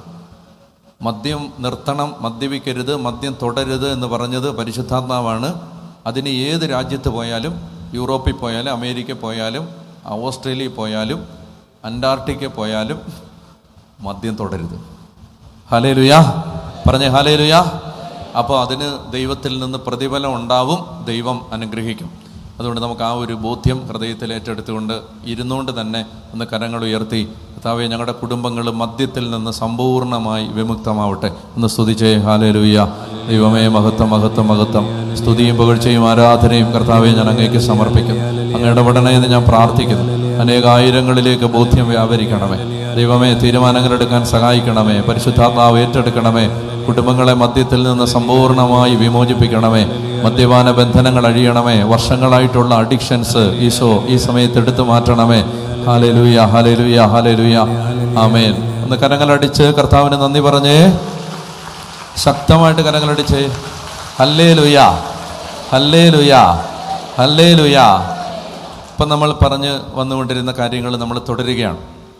അപ്പോൾ നമ്മൾ ഇന്നലെ ചിന്തിച്ചത് നമ്മുടെ ശരീരത്തെ വിശുദ്ധിയിലും മാന്യതയിലും കാത്തു സൂക്ഷിക്കണം എന്ന് പറഞ്ഞേ. നമ്മുടെ ശരീരങ്ങളെ വിശുദ്ധിയിലും മാന്യതയിലും കാത്തു സൂക്ഷിക്കണം. ഇതിന് ദൈവസന്നിധിയിൽ വലിയ പ്രതിഫലമുണ്ട്. അപ്പോൾ ദൈവം നമ്മുടെ കൂടെയുണ്ടെന്ന് നമ്മൾ ഉറപ്പ് വരുത്തണം. അതിനാണ് ദൈവത്തെ സ്നേഹിക്കണം, ഒന്നാം പ്രമാണം. പിന്നീട് നമ്മൾ പറഞ്ഞു ശരീരത്തിൻ്റെ വിശുദ്ധി. ഇനി നമ്മൾ മുന്നോട്ട് നീങ്ങുമ്പോൾ നമുക്ക് മറ്റൊരു മേഖല, ദൈവത്തിന് നമ്മളെക്കുറിച്ച് വളരെ സന്തോഷം തോന്നുന്ന ചില മേഖലകളുണ്ട്. അതായത് നമ്മൾ എന്ത് ചെയ്താൽ ദൈവം നമ്മിൽ പ്രസാദിക്കും. നമ്മളെപ്പോഴും മലയാളികൾ സൂത്ര വഴികൾ കണ്ടുപിടിക്കുന്ന ആളുകളാണ്, ഷോർട്ട് കട്ട്സ്. അപ്പോൾ കുറുക്ക് വഴികൾ കണ്ടെത്തുന്ന നമുക്ക് വചനത്തിൽ നിന്ന്, അതായത് പെട്ടെന്ന് ദൈവത്തിൻ്റെ കൃപ ഒരു ജീവിതത്തിലേക്ക് വെളിപ്പെട്ട് വരുന്നതിന്, എളുപ്പത്തിൽ നമുക്ക് നമ്മുടെ കൂടെ എപ്പോഴും ദൈവം ഉണ്ടാകുന്നതിന്, നമ്മളെ ദൈവം എപ്പോഴും കർത്താവിൻ്റെ കൃപയിൽ കാത്തു സൂക്ഷിക്കുന്നതിന് നമ്മുടെ ജീവിതത്തിൽ ഉണ്ടാകേണ്ട ഒരു മേഖലയാണ് നമ്മൾ ഇന്ന് ചർച്ച ചെയ്യാൻ പോകുന്നത്. അപ്പോൾ ചോദ്യം ഇതാണ്, നിങ്ങൾ ശ്രദ്ധിക്കുന്നുണ്ടോ? ഉണ്ടോ? അതായത് ഈ സൈഡിലൊക്കെ ഉള്ളവരെ എനിക്ക് നിങ്ങളവിടെ ഉണ്ടെന്ന് ഞാൻ വിശ്വസിക്കുന്നു. അപ്പോൾ നിങ്ങൾ കേൾക്കുന്നുണ്ടെന്ന് ഞാൻ വിചാരിക്കുന്നു. അവിടെ എവിടെയോ ഈച്ചയുടെ ശല്യമൊക്കെ ഉണ്ടായിരുന്നെന്ന് ഇന്നലെ ഇങ്ങനെ കേട്ടു. ഇന്നുണ്ടോയെന്ന് അറിഞ്ഞുകൂടാ. ഉണ്ടോ? ഈച്ചയെങ്ങാനും വരുവാണെങ്കിൽ നിങ്ങളൊരു വചനം ചൊല്ലണം. അവിടെ ഇരുന്നങ്ങ് ചൊല്ലണം. ലൂക്കാ 10:19. പാമ്പുകളുടെയും തേളുകളുടെയും ശത്രുവിൻ്റെ സകല ശക്തികളുടെയും മീതെ ചവിട്ടി നടക്കാൻ ഞാൻ നിങ്ങൾക്ക് അധികാരം തന്നിരിക്കുന്നു, ഒന്നും നിങ്ങളെ ഉപദ്രവിക്കുകയില്ല. എവിടെയെങ്കിലും ഈച്ച വരികയാണെങ്കിൽ അവിടെ ഇരുന്ന് നിങ്ങൾ അതങ്ങ് ചൊല്ലിയാൽ മതി. അപ്പോൾ ശ്രദ്ധിക്കുക, നിങ്ങൾ കേൾക്കുന്നുണ്ടെന്ന് ഞാൻ വിചാരിക്കുന്നു. അതായത് ചോദ്യം ഇതാണ്. ചോദ്യം, ദൈവം എന്നിൽ സന്തോഷിക്കാൻ എന്താണ് ഞാൻ ചെയ്യേണ്ടത്? അതായത് ദൈവത്തിന് എന്നെ നോക്കുമ്പോൾ എപ്പോഴും സന്തോഷമായിരിക്കണം. അതിന് ഞാൻ ചെയ്യേണ്ട പല കാര്യങ്ങളുണ്ട്. ഒരു 3 കാര്യങ്ങൾ കൃത്യമായിട്ട് എൻ്റെ മനസ്സിലുണ്ട്. ഞാനതിലെ ഒരു മേഖല ഇപ്പോൾ ചർച്ച ചെയ്യുകയാണ്. ഞാൻ ആ 3 മേഖല പെട്ടെന്ന് പരാമർശിക്കാം. ഇനി എങ്ങാണ്ട് നമുക്കത് പറയാൻ സമയം കിട്ടിയില്ലെങ്കിലോ എന്നോർത്ത്. 3 കാര്യങ്ങളാണ് ഞാൻ മൊത്തം ബൈബിള് വായിച്ചപ്പോൾ എനിക്ക് മനസ്സിലായത്.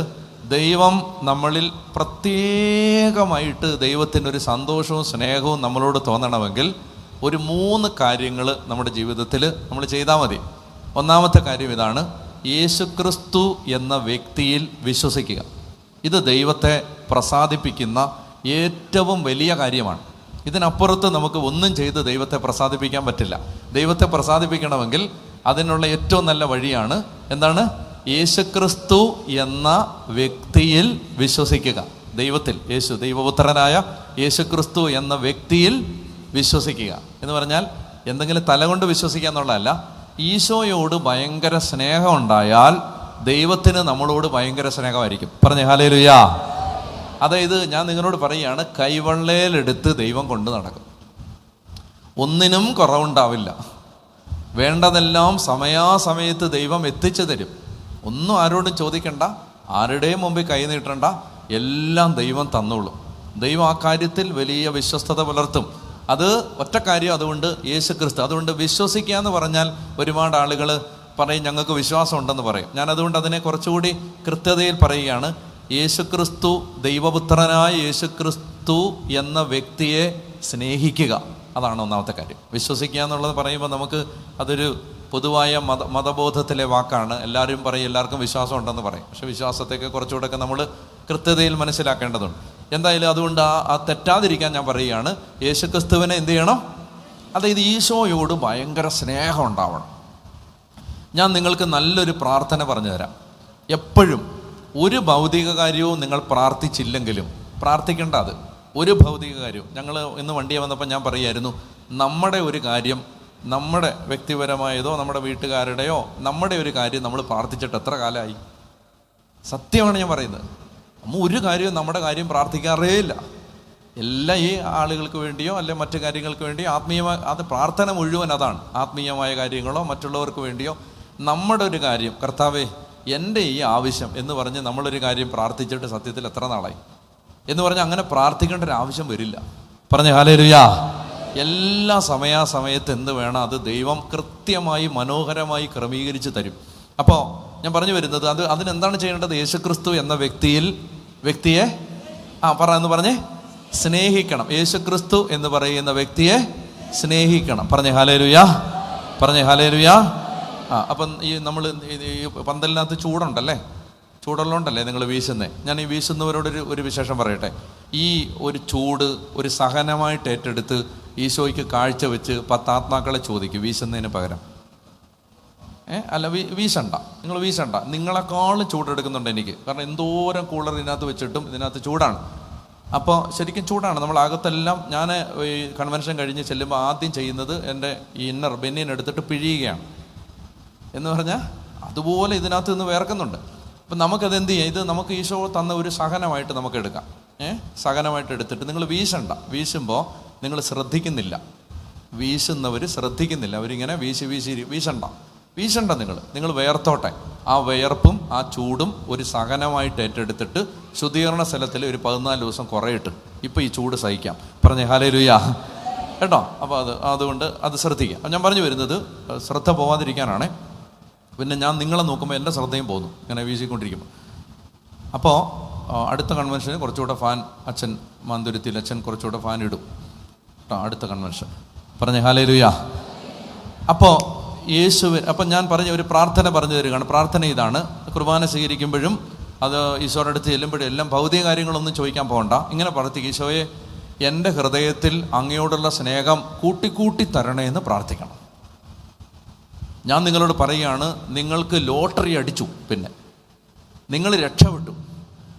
യേശുവിനെ സ്നേഹിക്കാൻ ഒരു വ്യക്തി പഠിച്ചു കഴിഞ്ഞാൽ ആ വ്യക്തി പിന്നെ ലോകത്തിൻ്റെ ആ അന്തസ്സിൻ്റെയും ആഭിജാത്യത്തിൻ്റെയും അധികാരത്തിൻ്റെയും പദവിയുടെയും എല്ലാം ആ ശ്രേണിയിൽ ഉയർന്ന ഒരാളാണ്, യേശുവിനെ സ്നേഹിക്കുന്ന ഒരാൾ.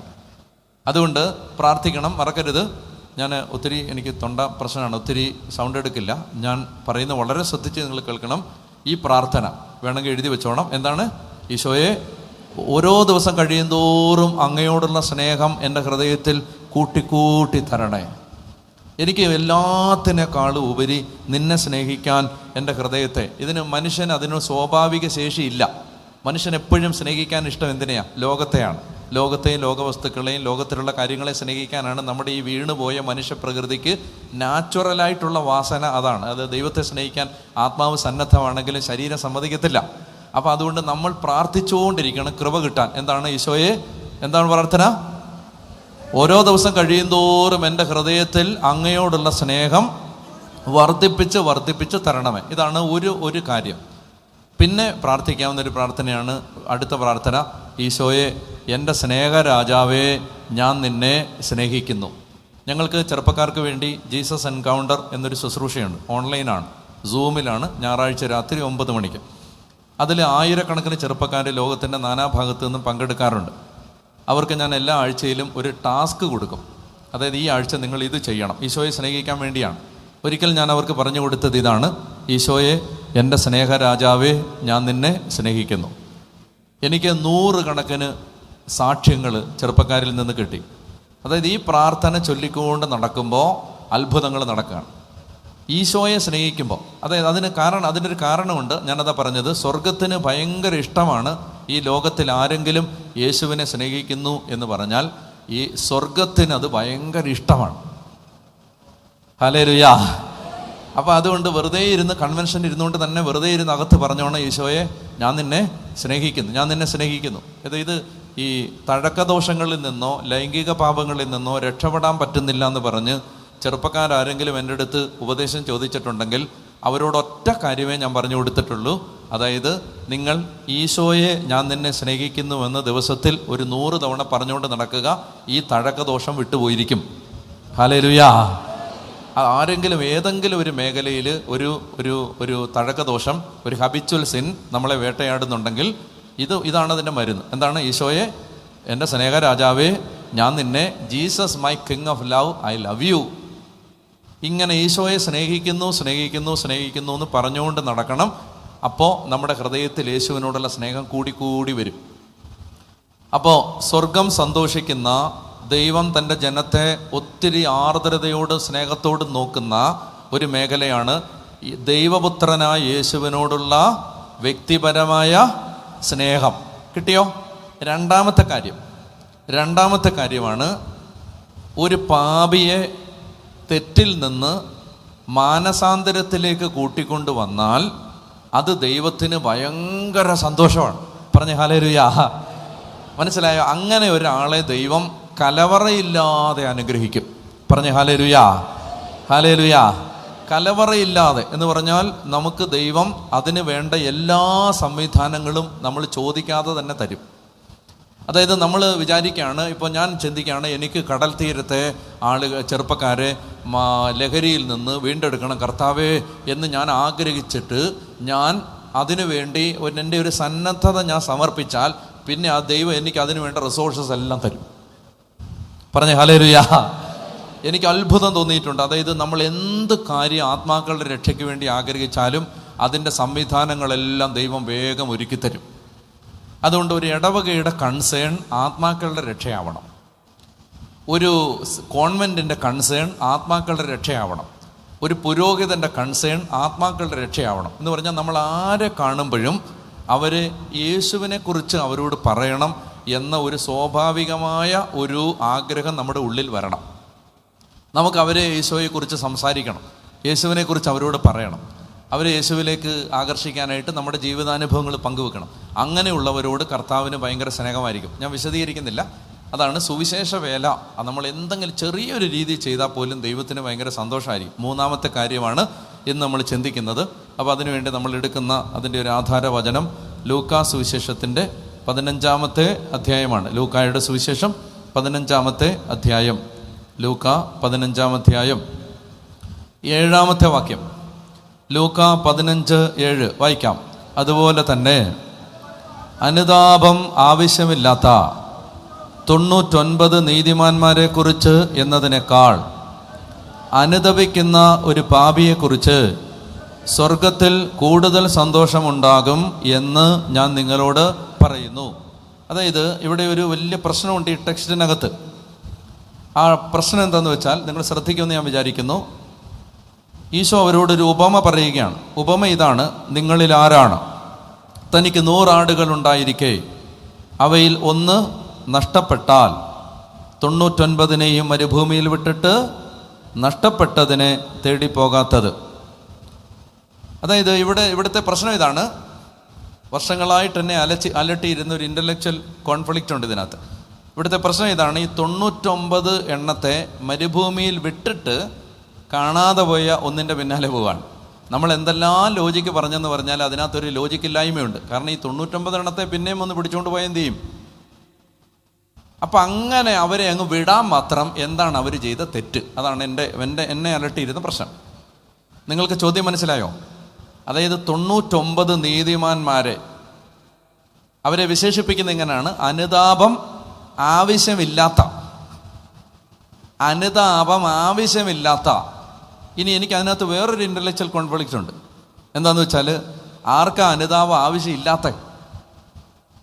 ലോകത്ത് ആരെങ്കിലും ഉണ്ടോ? നീതിമാനായി ആരുമില്ല, ഒരുവൻ പോലും ഇല്ല. അങ്ങനെ വരുമ്പോൾ അനുതാപം ആവശ്യമില്ലാത്ത ആരെങ്കിലും ഉണ്ടോ? ഇല്ല. അപ്പോൾ ഈശോ ഈ പറഞ്ഞതിനകത്ത് എന്തോ ഒരു പ്രശ്നമുണ്ട്. ഒന്നാമത്തെ പ്രശ്നം, 99 എണ്ണത്തെ അങ്ങ് കണ്ണടച്ച് വെറുതെ കളഞ്ഞിട്ട് പോകാമോ?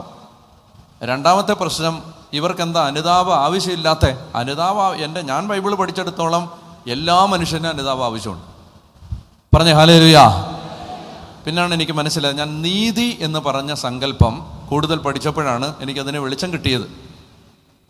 അതായത് ഈ 99 പേരെ കർത്താവ് ഗൗനിക്കുന്നതേയില്ല. നമ്മൾ പലപ്പോഴും വിചാരിച്ചു വെച്ചിരിക്കുന്നത് ഈ 99 പേര് യേശുവിൻ്റെ കൂടെ ഉള്ളവരാണെന്നാണ്. അല്ല, അവർ യേശുവിൻ്റെ കൂടെ ഉള്ളവരല്ല. ഈ ആടുകൾ ഇടയൻ്റെ കൂടെ ഉണ്ടെങ്കിലും അവർ യഥാർത്ഥത്തിൽ ഇടയൻ്റെ കൂടെ അല്ല. അതാണ് അവരെ ഒരു ലൈസൻസും ഇല്ലാതെ കട്ട് ചെയ്യുന്നത്. എന്ന് പറഞ്ഞാൽ അത് നിങ്ങൾ വേണ്ടാന്നാണ് ഈ ആറ്റിറ്റ്യൂഡ്. യഥാർത്ഥത്തിൽ ഈ ഇടയന് 100 ആടുകളുണ്ടെങ്കിലും അയാൾക്ക് സ്വന്തമായിട്ട് ഒന്നേ ഉള്ളൂ. അത് ഇറങ്ങിപ്പോയി തിരിച്ചുകൊണ്ട് വന്നത് മാത്രമാണ്. ബാക്കി 99 എണ്ണത്തിനും അനുതാപം ആവശ്യമില്ലാത്ത നീതിമാന്മാരാണവർ. എന്ന് പറഞ്ഞാൽ അവർ ചിന്തിക്കുന്നത് തങ്ങൾ നീതിമാന്മാരാണ് എന്നാണ്. അങ്ങനെയുള്ളവരാരും തന്നെ ദൈവരാജ്യത്തിൽ പ്രവേശിക്കില്ലെന്ന് വചനമുണ്ട്. അപ്പം ഈ 99 പുറത്തുള്ളവരാണ്. അകത്തുണ്ട് ഫിസിക്കലി, പക്ഷെ പുറത്താണ് അവർ ആക്ച്വലി. അനുതാപം ആവശ്യമില്ലാത്ത. അപ്പം ഇങ്ങനെയുള്ള പ്രശ്നങ്ങൾ ഈ ബൈബിളിൽ വരുമ്പോൾ അത് മനസ്സിലാക്കാൻ നമ്മൾ ഒരു സങ്കല്പം പുതിയ നിയമത്തിൽ നിന്ന് മനസ്സിലാക്കി എടുത്താൽ കുറച്ചുകൂടെ നമുക്കത് വ്യക്തത കിട്ടും. ആ സങ്കല്പമാണ് നീതി എന്ന് പറയുന്ന സങ്കല്പം. അതുകൊണ്ട് ഞാൻ അത് വിശദീകരിക്കുകയാണ്. ബൈബിളിൽ ഒരുമാതിരിപ്പെട്ട അധ്യായങ്ങളെല്ലാം മനസ്സിലാക്കാൻ നിങ്ങൾക്ക് ഈ ഒറ്റ കോൺസെപ്റ്റ് നമ്മളൊന്ന് അൺലോക്ക് ചെയ്താൽ നിങ്ങൾക്ക് ബൈബിൾ കുറേ അധികം മനസ്സിലാവും. അപ്പം അതുകൊണ്ട് ഞാൻ അതൊന്ന് വിശദീകരിക്കാൻ ശ്രമിക്കുകയാണ്. അത് നമ്മളെ കൂടുതൽ ഇന്ന് ദൈവം നമ്മളിൽ പ്രസാദിക്കുന്ന ഒരു മനോഭാവത്തിലേക്ക് എത്തിക്കും. അപ്പോൾ അതാണ് നീതി. ഇത് ശരിക്കും ഒരു കൺവെൻഷന് പ്രസംഗിക്കാൻ പറ്റുന്ന സാധനമല്ല. അത് സാവധാനം ഉദാഹരണങ്ങളൊക്കെ പറഞ്ഞ് മനസ്സിലാക്കി ആളുകൾ ചോദ്യം ചോദിക്കുമ്പോൾ വിശദീകരിച്ചൊക്കെ പറഞ്ഞു കൊടുക്കേണ്ട ഒരു കാര്യമാണ്. ഞാൻ ചങ്ങനാശ്ശേരിക്കാരെ ഓവർ കോൺഫിഡൻസിൽ എടുത്തിട്ടാണ് ഞാൻ അങ്ങനെയുള്ള കാര്യങ്ങൾ എന്ന് പറഞ്ഞാൽ എനിക്ക് നിങ്ങളങ്ങ് കുറച്ചുകൂടെ നല്ല സ്റ്റാൻഡേർഡുള്ള ആളുകളാണ് എന്ന് ഞാൻ വിചാരിക്കുകയാണ്. അല്ല, അത് ശരിയാണത്. നിങ്ങൾക്ക് കുറച്ചുകൂടെയൊക്കെ മറ്റു മനുഷ്യരോട് പറയുന്നതിനേക്കാൾ കുറച്ചുകൂടെ നിങ്ങൾക്ക് കിട്ടും. അതുകൊണ്ട് വളരെ ശ്രദ്ധാപൂർവം നമുക്ക് ഈ ഒരു സങ്കല്പത്തിലേക്ക് പോവാം. അതായത് നീതി ഇവിടെ പറയുകയാണ്, അനുതാപം ആവശ്യമില്ലാത്ത 99 നീതിമാന്മാരെ കുറിച്ച് എന്നതിനേക്കാൾ അനുതപിക്കുന്നൊരു പാപിയെക്കുറിച്ച് സ്വർഗത്തിൽ കൂടുതൽ സന്തോഷം ഉണ്ടാവും. അപ്പോൾ ദൈവത്തെ പ്രസാദിപ്പിക്കുന്ന മൂന്നാമത്തെ കാര്യമാണ് അനുതപിക്കുന്ന പാപി. തനിക്ക് തെറ്റുണ്ട് എന്ന് സമ്മതിക്കുന്ന ഒരാൾ ദൈവത്തെ പ്രസാദിപ്പിക്കുന്ന ഒരാളാണ്. എന്ന് പറഞ്ഞാൽ അയാളെക്കുറിച്ച് ദൈവത്തിന് വലിയ സന്തോഷമാണ്. പറഞ്ഞേ ഹല്ലേലൂയ. ആരെക്കാളും? എനിക്ക് അനുതാപം ആവശ്യമില്ല എന്ന് ചിന്തിക്കുന്ന നീതിമാന്മാരെക്കാളും ദൈവത്തിന് ഇഷ്ടം എനിക്ക് പാപമുണ്ട് എന്ന് സമ്മതിച്ച് അനുതപിക്കാൻ തയ്യാറാവുന്ന ഒരു വ്യക്തിയാണ് ദൈവത്തിന് കൂടുതൽ ഇഷ്ടം. അതുകൊണ്ട് നമ്മൾ ഈ സങ്കല്പം മനസ്സിലാക്കാൻ ഞാൻ ചില വാക്യങ്ങൾ വായിക്കാൻ നിങ്ങളോട് അപേക്ഷിക്കുന്നു. ഞാൻ പറയുന്ന വാക്യങ്ങൾ വായിക്കുക. എന്താണ് നീതി? അത് മനസ്സിലാക്കിയാൽ പുതിയ നിയമം കുറെ കൂടി മനസ്സിലാവും. എന്താണ് നീതി? അപ്പോൾ നീതി മനസ്സിലാക്കാൻ നമുക്ക് മത്തായിയുടെ സുവിശേഷത്തിൻ്റെ 5-ാമത്തെ അധ്യായത്തിലേക്ക് വരിക. മത്തായിയുടെ സുവിശേഷം 5-ാമത്തെ അധ്യായം. 5-ാം അധ്യായത്തിൽ നമുക്ക് വായിക്കണം. 5-ാം അധ്യായത്തിൻ്റെ 20-ാമത്തെ വാക്യം വായിക്കാം. മത്തായി 5:20. ഉച്ചത്തിൽ വായിക്കണം. സാവധാനം. നിങ്ങളുടെ നീതി നിയമജ്ഞരുടെയും ഫരിസേയരുടെയും നീതിയെ അതിശയിക്കുന്നില്ലെങ്കിൽ നിങ്ങൾ സ്വർഗരാജ്യത്തിൽ പ്രവേശിക്കുകയില്ലെന്ന് ഞാൻ നിങ്ങളോട് പറയുന്നു. ഒരിക്കൽ കൂടി വായിക്കാം, കോൺസെപ്റ്റ് വ്യക്തമാകാൻ. ഈ വാക്ക് വിശദീകരിക്കുകയാണ്. വാക്ക് വിശദീകരിക്കാൻ ചില വാക്യങ്ങളിലൂടെ പോവുകയാണ്. 1-ാമത്തെ വാക്യം ഇതാണ്: നിങ്ങളുടെ നീതി നിയമജ്ഞരുടെയും ഫരിസേയരുടെയും നീതിയെ അതിശയിക്കുന്നില്ലെങ്കിൽ നിങ്ങൾ ഒരിക്കലും ദൈവരാജ്യത്തിൽ സ്വർഗരാജ്യത്തിൽ പ്രവേശിക്കുകയില്ല. അപ്പോൾ അവിടെ ഉപയോഗിച്ചിരിക്കുന്ന വാക്ക് നീതി എന്ന് പറയുന്ന വാക്കാണ്. നീതി. മറ്റൊരു വാക്യം മത്തായിയുടെ സുവിശേഷം 5-ാമത്തെ അധ്യായം 5-ാം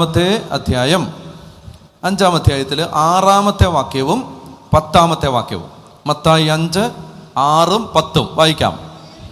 നീതിക്ക് വേണ്ടി വിശക്കുകയും ദാഹിക്കുകയും ചെയ്യുന്നവർ ഭാഗ്യവാന്മാർ, അവർക്ക് സംതൃപ്തി ലഭിക്കും. 10-ാമത്തെ വാക്യം: നീതിക്ക് വേണ്ടി പീഡനമേൽക്കുന്നവർ ഭാഗ്യവാന്മാർ, സ്വർഗരാജ്യം അവരുടേതാണ്. ഇവിടെയും ആ വാക്ക് വന്നു, നീതി. മറ്റൊരു വാക്യം മത്തായി 6:33. മത്തായി 6:33 വായിക്കാം.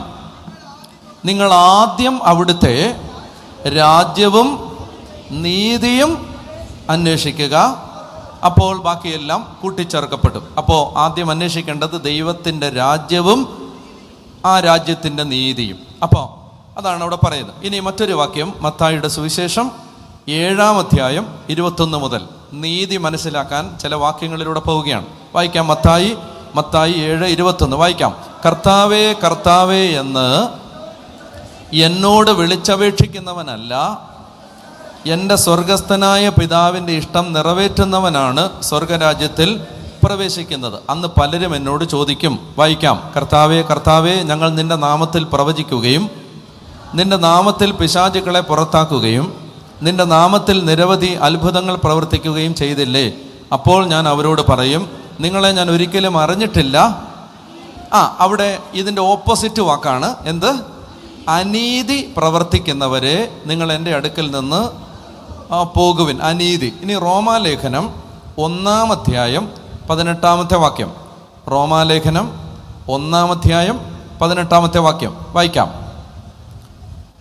മനുഷ്യൻ്റെ സകല ദുഷ്ടതയ്ക്കും അനീതിക്കും എതിരായി ദൈവത്തിൻ്റെ ക്രോധം ആകാശത്ത് നിന്ന് പ്രത്യക്ഷപ്പെട്ടിരിക്കുന്നു. മതി. എന്തിനെതിരായിട്ടാണ് ദൈവത്തിൻ്റെ ക്രോധം? മനുഷ്യൻ്റെ സകല ദുഷ്ടതയ്ക്കും. ആ വാക്കാണ് എനിക്ക് വേണ്ടത്.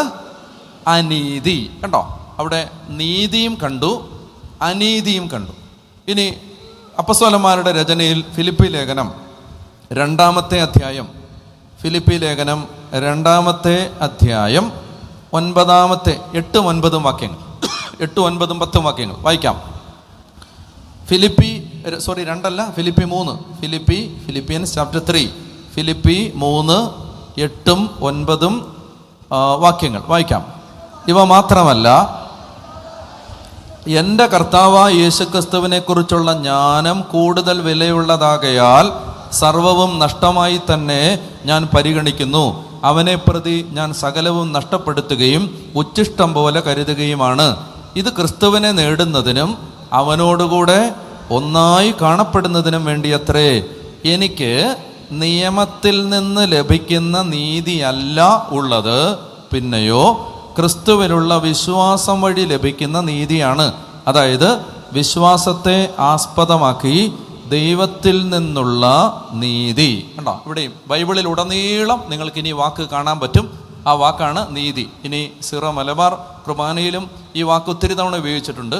എൻ്റെ മനസ്സിൽ പതിഞ്ഞ ഒരു വാചകം ഒരു സങ്കീർത്തനത്തിൽ നിന്നുള്ള വാക്യമാണ്: നീതിയുടെ വാതിൽ ഞങ്ങൾക്കായി തുറക്കണമേ. നീതിയുടെ വാതിൽ. അവിടെയും ആരാധനയിലുമുണ്ട് ഈ വാക്ക് നീതി. ശ്രദ്ധിക്കുക, ഇത് നമ്മൾ ഉദ്ദേശിക്കുന്ന അർത്ഥമല്ല ബൈബിളിൽ ഇതിനുള്ളത്. മലയാളത്തിൽ നമ്മൾ നീതി എന്ന് ഉപയോഗിക്കുന്ന വാക്കിൻ്റെ തത്തുല്യമായ ഇംഗ്ലീഷ് പദം എന്താണ്? ജസ്റ്റിസ് എന്നാണ്, അല്ലേ? ജസ്റ്റിസ്. എന്നാൽ ബൈബിളിൽ നമ്മളിപ്പോൾ വായിച്ച ഈ വാക്യങ്ങളിലെല്ലാം അതിൻ്റെ ഭാഷാന്തരം ജസ്റ്റിസ് അല്ല, റൈച്ചിയസ്നെസ് എന്ന വാക്കാണ്. റൈച്ചിയസ്നെസ്, RIGHTEOUSNESS, റൈച്ചിയസ്നെസ് എന്ന് പറയുന്ന വാക്കാണ് ഈ നീതി. അപ്പം അതുകൊണ്ട് തന്നെ നമ്മൾ ഉദ്ദേശിക്കുന്ന അർത്ഥമല്ല നീതിയുടെ അർത്ഥം, റൈച്ചിയസ്നെസ്, നീതി. അങ്ങനെയാണെങ്കിൽ അടുത്ത ചോദ്യം ശ്രദ്ധിക്കുന്നുണ്ടോ? അടുത്ത ചോദ്യം, എന്താണ് നീതി? ബൈബിൾ ഉദ്ദേശിക്കുന്ന നീതി എന്താണ്? നീതി എന്ന് പറഞ്ഞാൽ ആദ്യം നമ്മുടെ മനസ്സിൽ പതിയേണ്ട ആശയം നിലവാരം എന്നാണ്. എന്താണ് നീതി എന്ന് പറഞ്ഞാൽ? നമ്മുടെ മനസ്സിൽ ആദ്യം പതിയേണ്ട ആശയം എന്താണ്? നിലവാരം അഥവാ സ്റ്റാൻഡേർഡ്. സ്റ്റാൻഡേർഡ്. നീതി എന്ന് പറഞ്ഞാൽ ദൈവം വച്ചിരിക്കുന്ന ഒരു നിലവാരത്തിൻ്റെ, ഒരു സ്റ്റാൻഡേർഡിൻ്റെ പേരാണ് നീതി. നീതി എന്ന് പറഞ്ഞാൽ ബൈബിളിൽ നമ്മൾ കാണുന്ന നീതി എന്ന് പറഞ്ഞാൽ എന്താണ്? ആ നീതി മനസ്സിൽ ജസ്റ്റിസ് അല്ല, എൻ്റെ നീതി കിട്ടുന്നത് വരെയും മരണം വരെയും സമരം ചെയ്യും എന്ന് പറയുന്ന ആ നീതിയല്ല, റൈച്ചിയസ്നെസ് ആണ്. അതിൻ്റെ അർത്ഥം നിലവാരമെന്നാണ്. നിലവാരം. ആര് വച്ചിരിക്കുന്ന നിലവാരം? ദൈവം വച്ചിരിക്കുന്ന നിലവാരം. ആർക്ക് വച്ചിരിക്കുന്ന നിലവാരം? നമുക്ക് വച്ചിരിക്കുന്ന നിലവാരം. അങ്ങനെ വരുമ്പോൾ 3 നീതി നമുക്ക് ഈ സമൂഹത്തിൽ കണ്ടെത്താൻ പറ്റും. 3 നിലവാരം. ഒന്ന്, ലോകമനുഷ്യൻ്റെ നീതി എന്ന് പറഞ്ഞാൽ standard of righteousness of the people of the world. ലോക മനുഷ്യന് ഒരു നീതിയുടെ നിലവാരമുണ്ട്. അതായത് ലോകത്തിൽ ഒരു മനുഷ്യൻ ഒരു കാര്യം ശരിയാണ്, ഒരു കാര്യം തെറ്റാണ് എന്ന് പറയുന്നതിന് അവൻ വെച്ചിരിക്കുന്ന ഒരു സ്റ്റാൻഡേർഡുണ്ട്. പറഞ്ഞേ ഹല്ലേലൂയ. ഇപ്പോൾ ഉദാഹരണത്തിന് നിങ്ങളെ ഒരാൾ ഉപദ്രവിച്ചു, അല്ലെങ്കിൽ നിങ്ങളെ ഒരാൾ വീട് കയറി തല്ലി. ഒരു ലോക മനുഷ്യനാണെങ്കിൽ അയാൾ ചെയ്യാൻ സാധ്യതയുള്ളത് 2 കാര്യങ്ങളാണ്. എന്താണ്? ആരോഗ്യമുള്ളവനാണെങ്കിൽ തിരിച്ച് 2 കൊടുക്കും. ഇനി അത് പറ്റാത്തവനാണെങ്കിൽ പോലീസ് സ്റ്റേഷനിൽ കേസ് കൊടുക്കും. നിങ്ങളെ ആരെങ്കിലും തല്ലിയതിൻ്റെ പേരിൽ നിങ്ങളുടെ അയൽവക്കത്തുള്ള ഒരു ഹൈന്ദവ ചേട്ടൻ സുധാകരൻ, ശ്രീധരനെ ആരെങ്കിലും തല്ലിയതിൻ്റെ പേരിൽ അയാൾ തിരിച്ചു തല്ലിയാൽ ചിലപ്പോൾ പറയും തിരിച്ചടിക്കണ്ടായിരുന്നു, എന്നാലും നമ്മൾ ലോകമനുഷ്യർ പറയും ഒന്ന് കൊടുക്കാൻ പാടില്ലായിരുന്നോടാ എന്ന് ചോദിക്കും. അങ്ങനെ ചോദിക്കത്തില്ലേ? സിസ്റ്റർമാർ ചോദിക്കത്തില്ലായിരിക്കും അല്ലേ? ചോദിക്കത്തില്ലല്ലേ? അപ്പോൾ സാധാരണ ആളുകൾ ചോദിക്കത്തില്ലേ? ഞാനാണ് ചോദിക്കുക, എന്താണ് നിനക്കൊന്നും കൊടുക്കാൻ പാടില്ലായിരുന്നോടാ എന്ന്. അത് ലോകമനുഷ്യനാണ്. അല്ലെങ്കിൽ എന്തു ചെയ്യും? എടാ നീ എന്നിട്ട് ഈ അടിയും കൊണ്ടിട്ടിരിക്കുകയാണോ, ചെന്നൊരു പെറ്റീഷൻ ഫയൽ ചെയ്യടാന്ന് പറയും. അപ്പോൾ ഇത് ശ്രീധരൻ്റെ കണ്ണിൽ ഈ ഒരടി തിരിച്ചു കൊടുത്തതോ കേസ് ഫയൽ ചെയ്തതോ ഒരു തെറ്റാണോ? തെറ്റല്ല. കാരണം അത് ഈ ലോകത്തിലെ സാമാന്യ നീതി, ഇതൊരു കേവല നീതിയുടെ അത് ഒരു ഭാഗമാണത്. ഇതൊക്കെയാണ് മനുഷ്യൻ, ഈ ഭൂമിയിൽ മനുഷ്യൻ നീതിയും ന്യായവും നടപ്പാക്കാൻ ഉപയോഗിക്കുന്ന മാർഗങ്ങൾ. അപ്പോൾ ഒന്നാമത്തെ നീതി എന്ന് പറഞ്ഞാൽ ലോക മനുഷ്യൻ്റെ നീതി. രണ്ടാമത്തെ നീതി എന്ന് പറഞ്ഞാൽ പഴയ നിയമ നീതി. യഹൂദന് ദൈവം കൊടുത്ത നിയമങ്ങൾ അനുസരിച്ച് അവൻ്റെ മനസ്സിൽ, യഹൂദൻ്റെ കണ്ണിൽ ഒരു സ്റ്റാൻഡേർഡുണ്ട്. ഉദാഹരണത്തിന് ഫരിസയർ. ആ ഫരിസയർ തങ്ങൾ നീതിമാന്മാരാണ് എന്ന് വിചാരിച്ചിരുന്നത് ചില മാനദണ്ഡങ്ങൾ വെച്ചിട്ടാണ്. എന്തൊക്കെയാണ്? പഴയ നിയമത്തിലെ കുറേ നിയമങ്ങൾ അവർ പാലിക്കുന്നുണ്ട്. അതനുസരിച്ച് അവർ ദൈവത്തിൻ്റെ മുമ്പിൽ നീതിമാന്മാരാണെന്ന് അവർ വിചാരിച്ചു. നിങ്ങൾക്ക് മനസ്സിലാവുന്നുണ്ടോ ഞാൻ പറഞ്ഞു വരുന്നത്? അതുകൊണ്ടാണ് ഫരിസേയൻ പറയുന്നത്, ഞാൻ ഉപവസിക്കുന്നു, ഞാൻ ദശാംശം കൊടുക്കുന്നു, പോരാത്തതിന് ഞാൻ ആ വൃത്തികെട്ടവനെ പോലെ അല്ല എന്നൊക്കെ പറഞ്ഞിട്ട് ഇവൻ സ്വയം നീതിമാനാണ് എന്ന് വിചാരിക്കുന്നത് അവൻ തെറ്റല്ല ചെയ്യുന്നത്. അവൻ്റെ കണ്ണിലെ നീതിയുടെ മാനദണ്ഡം അനുസരിച്ച് അവൻ നീതിമാനാണ്. അവൻ പാത്രത്തിൻ്റെ പുറം കഴുകുന്നു, അവൻ സാബത്ത് കൃത്യമായിട്ട് ആചരിക്കുന്നു, അവൻ എല്ലാത്തിൻ്റെയും ദശാംശം കൊടുക്കുന്നു, അവൻ മാതാപിതാക്കന്മാർക്ക് കൊടുക്കാനുള്ള ഖുർബാൻ നിശ്ചയിച്ചിട്ട് അപ്പനെയും അമ്മയും ചെലവിന് കൊടുക്കുന്നില്ല. അതൊക്കെ അവൻ പറയും കുറച്ച് നിയമങ്ങൾ വെച്ച്, ഈ നിയമം വെച്ചിട്ടാണ്, ഈ നിയമം എല്ലാം വെച്ചിട്ട് ഞങ്ങൾ ഓക്കെയാണ്. പഴയ നിയമ നീതി. ഈ 2 നീതിയെ നമ്മുടെ മുമ്പിൽ ഇങ്ങനെ ഉയർത്തി കാണിച്ചിട്ട് 33-കാരനായ യേശു ക്രിസ്തു തൻ്റെ കാലത്തെ നോക്കി ഇങ്ങനെ പറഞ്ഞു, ഈ നീതിയെ നിങ്ങൾ അതിശയിക്കുന്നില്ലെങ്കിൽ, ഈ നീതിയുടെ മുകളിൽ നിങ്ങൾ പോണില്ലെങ്കിൽ നിങ്ങൾ സ്വർഗരാജ്യത്തിൽ കയറത്തില്ലെന്ന്. എനിക്കറിഞ്ഞൂടാ നമ്മൾ ഈ വാക്യത്തെയൊക്കെ ഗൗരവമായിട്ട് എടുത്തിട്ടുണ്ടോ. ഇത് പറഞ്ഞത് ഈശോയാണ്. ഈശോ പറയാണ് സ്വർഗരാജ്യം, ദൈവരാജ്യം എന്ന് പറഞ്ഞ യേശുവിൻ്റെ രാജ്യം. നിങ്ങൾ ഈ രാജ്യത്തിൻ്റെ അവകാശികളല്ലെന്ന്. നിങ്ങൾ ലോകനീതി അനുസരിച്ചോ യഹൂദൻ്റെ നീതി അനുസരിച്ചോ ആണ് കാര്യങ്ങളെ വിലയിരുത്തുന്നതെങ്കിൽ നിങ്ങൾ എൻ്റെ രാജ്യത്തിൻ്റെ പാർട്ടല്ലെന്ന്. ഇത് പറഞ്ഞിട്ടാണ് യേശു പറയുന്നത്, നിങ്ങൾ ആദ്യം അന്വേഷിക്കേണ്ടത് ദൈവത്തിൻ്റെ രാജ്യവും ആ രാജ്യത്തിൻ്റെ നീതിയും. ഇപ്പം മനസ്സിലാവുന്നുണ്ടോ? കത്തുന്നുണ്ടോ? ഞാൻ അമേരിക്കയിൽ ചെന്നിട്ട് ഞാൻ അമേരിക്കയിൽ ഒരു വണ്ടി എടുത്ത് റോഡിൻ്റെ ഇടതുവശത്തൂടെ വണ്ടി ഓടിച്ചു പോയാൽ രണ്ട് കാര്യങ്ങൾ സംഭവിക്കാൻ സാധ്യതയുണ്ട്. ഒന്നുകിൽ ഞാനൊരു അപകടത്തിൽ കൊല്ലപ്പെടും, അല്ലെങ്കിൽ എന്നെ പോലീസ് അറസ്റ്റ് ചെയ്യും. ഞാൻ കൊല്ലപ്പെട്ടില്ല, എന്നെ അറസ്റ്റ് ചെയ്ത് പോലീസ് എന്നെ കൊണ്ടുപോയപ്പോൾ ഞാൻ ആ പോലീസിനോട് തർക്കിക്കുകയാണ്, ഇതാണ് ശരി, റോഡിൻ്റെ ഇടതുവശത്തൂടെ വണ്ടി ഓടിക്കുന്നതാണ് ശരി സാർ, അതാണ് ശരി. അപ്പോൾ അദ്ദേഹം എൻ്റെ അടുത്ത് പറയാണ്, പോലീസുകാരൻ, അതല്ല ശരി. ഞാൻ പറഞ്ഞു, ആര് പറഞ്ഞു? എൻ്റെ നാട്ടിൽ ഇതാണ് ശരി. അദ്ദേഹം പറയുന്നു, ഇത് നിന്റെ നാടല്ല, ഇത് വേറെ രാജ്യം, ആ രാജ്യത്തിൻ്റെ നിയമമല്ല ഈ രാജ്യത്തിൻ്റെ നിയമം. ഈശോ പറയാണ്, ലോകരാജ്യത്തിൻ്റെ നീതിയല്ല ദൈവരാജ്യത്തിൻ്റെ നീതി. നിങ്ങൾ ദൈവത്തിൻ്റെ രാജ്യം മാത്രം തേടിയാൽ പോരാ, ആ രാജ്യത്തിൻ്റെ നീതിയെക്കുറിച്ച് ബോധേടാവണം. പറഞ്ഞേ ഹല്ലേലൂയാ, അവർക്ക് പറഞ്ഞേ ഹല്ലേലൂയാ. ദൈവരാജ്യത്തിൻ്റെ നീതിയെക്കുറിച്ച് നമുക്ക് മനപ്രയാസം വന്നില്ലെങ്കിൽ കർത്താവ് പറയാണ്, you have no entrance to my kingdom, അങ്ങോട്ട് കയറത്തില്ലെന്ന്. നിങ്ങളൊന്ന് ആലോചിച്ച് നോക്കുക. സത്യം പറഞ്ഞാൽ പ്രസംഗിക്കുന്ന ഞാനും കേൾക്കുന്ന നിങ്ങളിൽ പലരും ഈ രാജ്യത്തിൽ കയറിയിട്ടില്ല. കയറത്തില്ലെന്ന് പറഞ്ഞത് കർത്താവാണെങ്കിൽ കയറത്തില്ല. പറഞ്ഞേ ഹല്ലേലൂയാ. അപ്പം ഇതെന്താ പ്രശ്നം എന്നറിയാം? നമ്മളെ വിലയിരുത്തുന്നത് ഈ ലോകരാജ്യത്തിൻ്റെ നിയമം വെച്ചിട്ടാണ്. അതാണ് നമുക്ക് രാത്രിയിൽ നല്ല ഉറക്കം കിട്ടുന്നത്. സ്വർഗത്തിൽ പോകത്തില്ല എന്ന് 100 വട്ടം ഉറപ്പുണ്ട് ഈ നിയമങ്ങളൊക്കെ വെച്ചിട്ട്.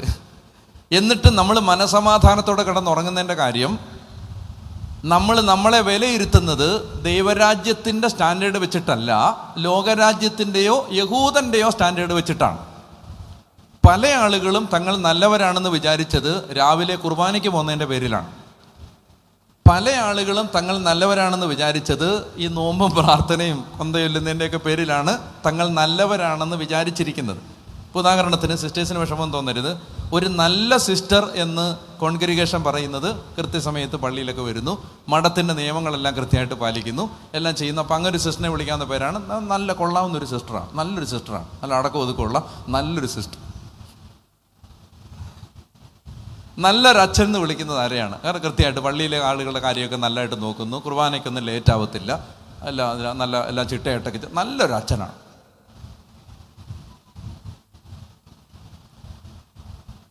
അവർ നല്ലതല്ലെന്നല്ല ഞാൻ പറയുന്നത്. നമ്മൾ നല്ലവരാണെന്ന് നമ്മൾ വിചാരിച്ചത് ലോകരാജ്യത്തിൻ്റെ നീതി വെച്ച് നമ്മുടെ പ്രവൃത്തികളെ വിലയിരുത്തിയിട്ടാണ്. ഇവിടെയാണ് നമുക്ക് കൃത്യമായിട്ട് ഒരു ടേണിംഗ് പോയിന്റ് ആവശ്യമുണ്ട്. നമ്മളെ വിലയിരുത്തേണ്ടത് ലോകരാജ്യത്തിൻ്റെ നിയമം വെച്ചല്ല, ദൈവരാജ്യത്തിൻ്റെ സ്റ്റാൻഡേർഡ് വെച്ചിട്ടാണ്. ആ ദൈവരാജ്യത്തിൻ്റെ സ്റ്റാൻഡേർഡ് വെച്ച് നമ്മൾ നോക്കുമ്പോൾ ആ ദൈവരാജ്യം എന്ന് പറഞ്ഞാൽ യേശുവിൻ്റെ രാജ്യം. ദൈവരാജ്യം എന്ന് പറഞ്ഞാൽ ദൈവരാജ്യം ഒരു വ്യക്തിയാണ്, ആ വ്യക്തിയുടെ പേരാണ് യേശു. നമ്മളെ വിലയിരുത്തേണ്ടത് യേശുവിനെ നോക്കിയിട്ടാണ്. ഇപ്പം ഞാൻ ഡാനിയലച്ചൻ പോൾസനെ വെച്ച് എന്നെ കമ്പയർ ചെയ്താൽ, അല്ലെ പോൾസൺ ഡാനിയലച്ചനെ വെച്ച് കമ്പയർ ചെയ്താൽ പോൾസന് തോന്നും പോൾസൺ കുറച്ചുകൂടെ ബെറ്ററാണ്. എന്നാൽ പോൾസൺ യേശുവിനെ വെച്ചാണ് കമ്പയർ ചെയ്യേണ്ടത്. അങ്ങനെ കമ്പയർ ചെയ്യുമ്പോൾ പോൾസന് മനസ്സിലാവും പോൾസൺ ഒരു മഹാപാപിയാണ്.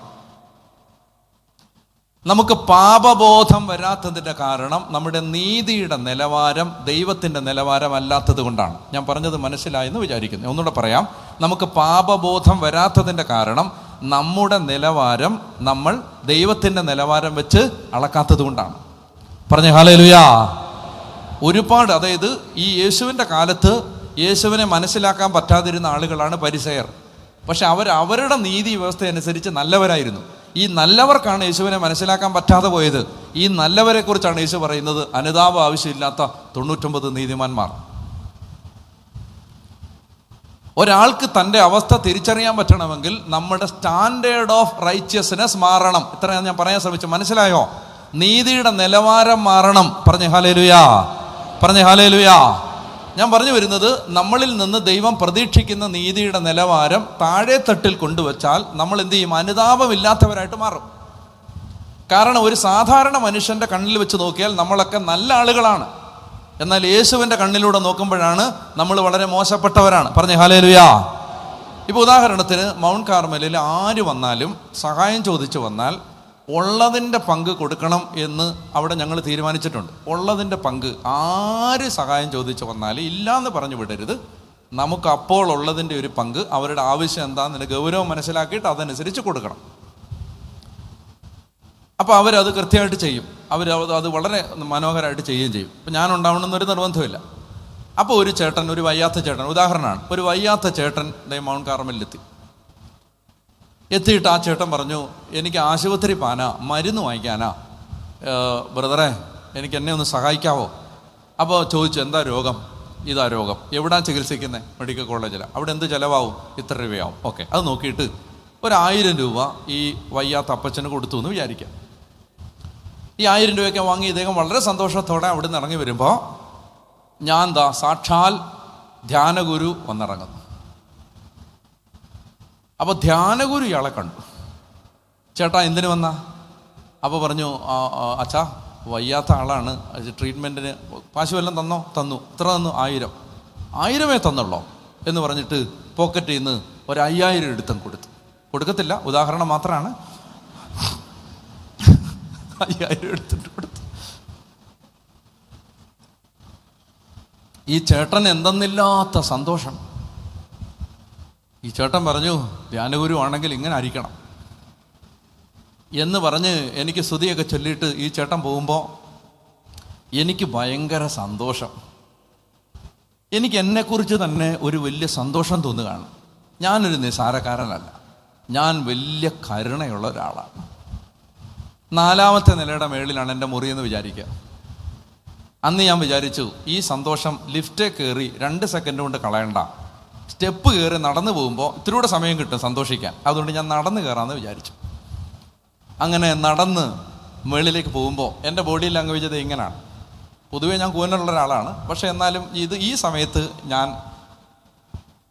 ഞാൻ വളരെ സന്തോഷത്തോടെ, ഡാനിയൽ നീ എന്ത് കരുണയുള്ള ആളാണ്, 5000 രൂപയാണ് നീ ആ ഭിക്ഷക്കാരന് കൊടുത്തത്. എൻ്റെ ചോദ്യം നിങ്ങൾ പറയൂ, ഞാനൊരു നീതിമാനാണോ? ഈ ഒറ്റ കാര്യം വെക്കാവൂ, ബാക്കിയുള്ളതിൽ എടുത്ത പൊളിയും. ഇപ്പം ഈ ഒറ്റ ഉദാഹരണം മാത്രം എടുത്തിട്ട് നിങ്ങൾ എന്നെ നോക്കിയിട്ട് പറയുക, ഇത് മാത്രം വെച്ചാണ് അളക്കുന്നതെങ്കിൽ ഞാനൊരു നീതിമാനാണോ? നിങ്ങൾ പറ, ആണോ? എൻ്റെ കണ്ണിലും ചിലപ്പോൾ ഇത് കാണുന്ന പലരുടെ കണ്ണിലും എന്ത് നല്ല അച്ഛനാ, ഒരു വയ്യാത്തവൻ വന്നാൽ അയാളെ സഹായിക്കുന്ന ഒരച്ഛനാണ് എന്ന് പറയുമ്പോൾ ലോകത്തിൻ്റെ കണ്ണിൽ ഞാനൊരു നീതിമാനാണ്. ഞാൻ വേറെ ചില കാര്യങ്ങൾ ഇതിനോട് ചേർത്ത് നിങ്ങളോട് പറയാം. അങ്ങനെ ഞാൻ നിവർന്ന് നടക്കുമ്പോൾ ഞാൻ സത്യസന്ധമായി ദൈവത്തിൻ്റെ സ്വരം കേൾക്കുന്ന ഒരാളാണെങ്കിൽ അപ്പോൾ പരിശുദ്ധാത്മാവ് എന്നോട് സംസാരിക്കും. ഞാൻ ദൈവത്തെ കേൾക്കാൻ എൻ്റെ ഹൃദയം തുറന്നു വെച്ചിട്ടുള്ള ഒരാളാണെങ്കിൽ അപ്പോൾ ദൈവത്തിൻ്റെ ആത്മാവ് എന്നോട് സംസാരിക്കും, ഡാനിയൽ നീ എന്തിനാണ് ഇങ്ങനെ നെഞ്ചു വിരിച്ച് നടക്കുന്നത്? ഞാൻ പറയുന്നു, കർത്താവേ കാണുക, 1000 കൊടുത്തു വിട്ടവനെ ഒന്നും ആവശ്യപ്പെടാതെ 5000 കൊടുത്ത കരുണാമസൃണനും ദയാലുവും ദീനദയാലുത്വമുള്ളവനുമായ അങ്ങയുടെ ഒരു പുരോഹിതനാണ് ഞാൻ അല്പം നിവർന്ന് നടന്നോട്ടെ. അപ്പോൾ എന്നോട് കർത്താവ് പറയും, നീ എന്തറിഞ്ഞിട്ടാണ് നിവരുന്നത്? എന്താണ് നീതിയുടെ നിലവാരം? നിന്നെപ്പോലെ നിൻ്റെ അയൽക്കാരനെയും സ്നേഹിക്കുക.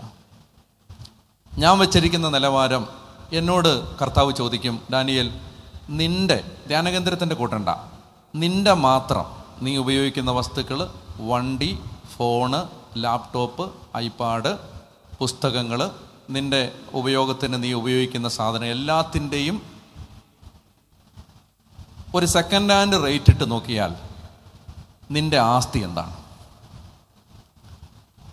കുറവൊന്നുമല്ല, നല്ല ആസ്തിയുണ്ട്. അത് വെച്ച് നോക്കുമ്പോൾ എനിക്ക് നല്ല ആസ്തിയുള്ള ആളാണ് ഞാൻ. ഇപ്പം ഞാൻ പറയുന്നു, കർത്താവ് ഇതാണ് എൻ്റെ ആസ്തി.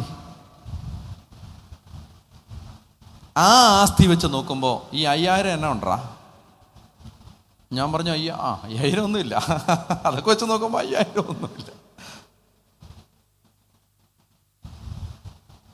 ഈ വല്യപ്പൻ അയാൾക്ക് വീടുണ്ടോ?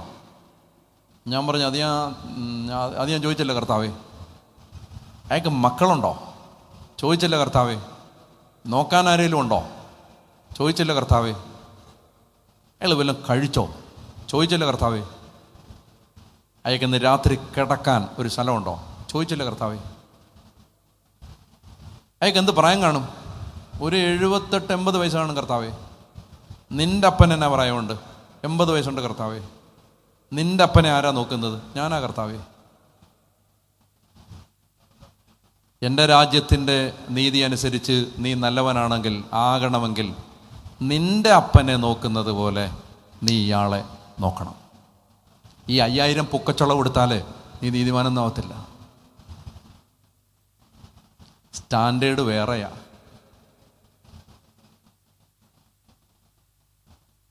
ഞാൻ വിചാരിച്ചു ലിഫ്റ്റിന് പോകുന്നതായിരുന്നു നല്ലത്.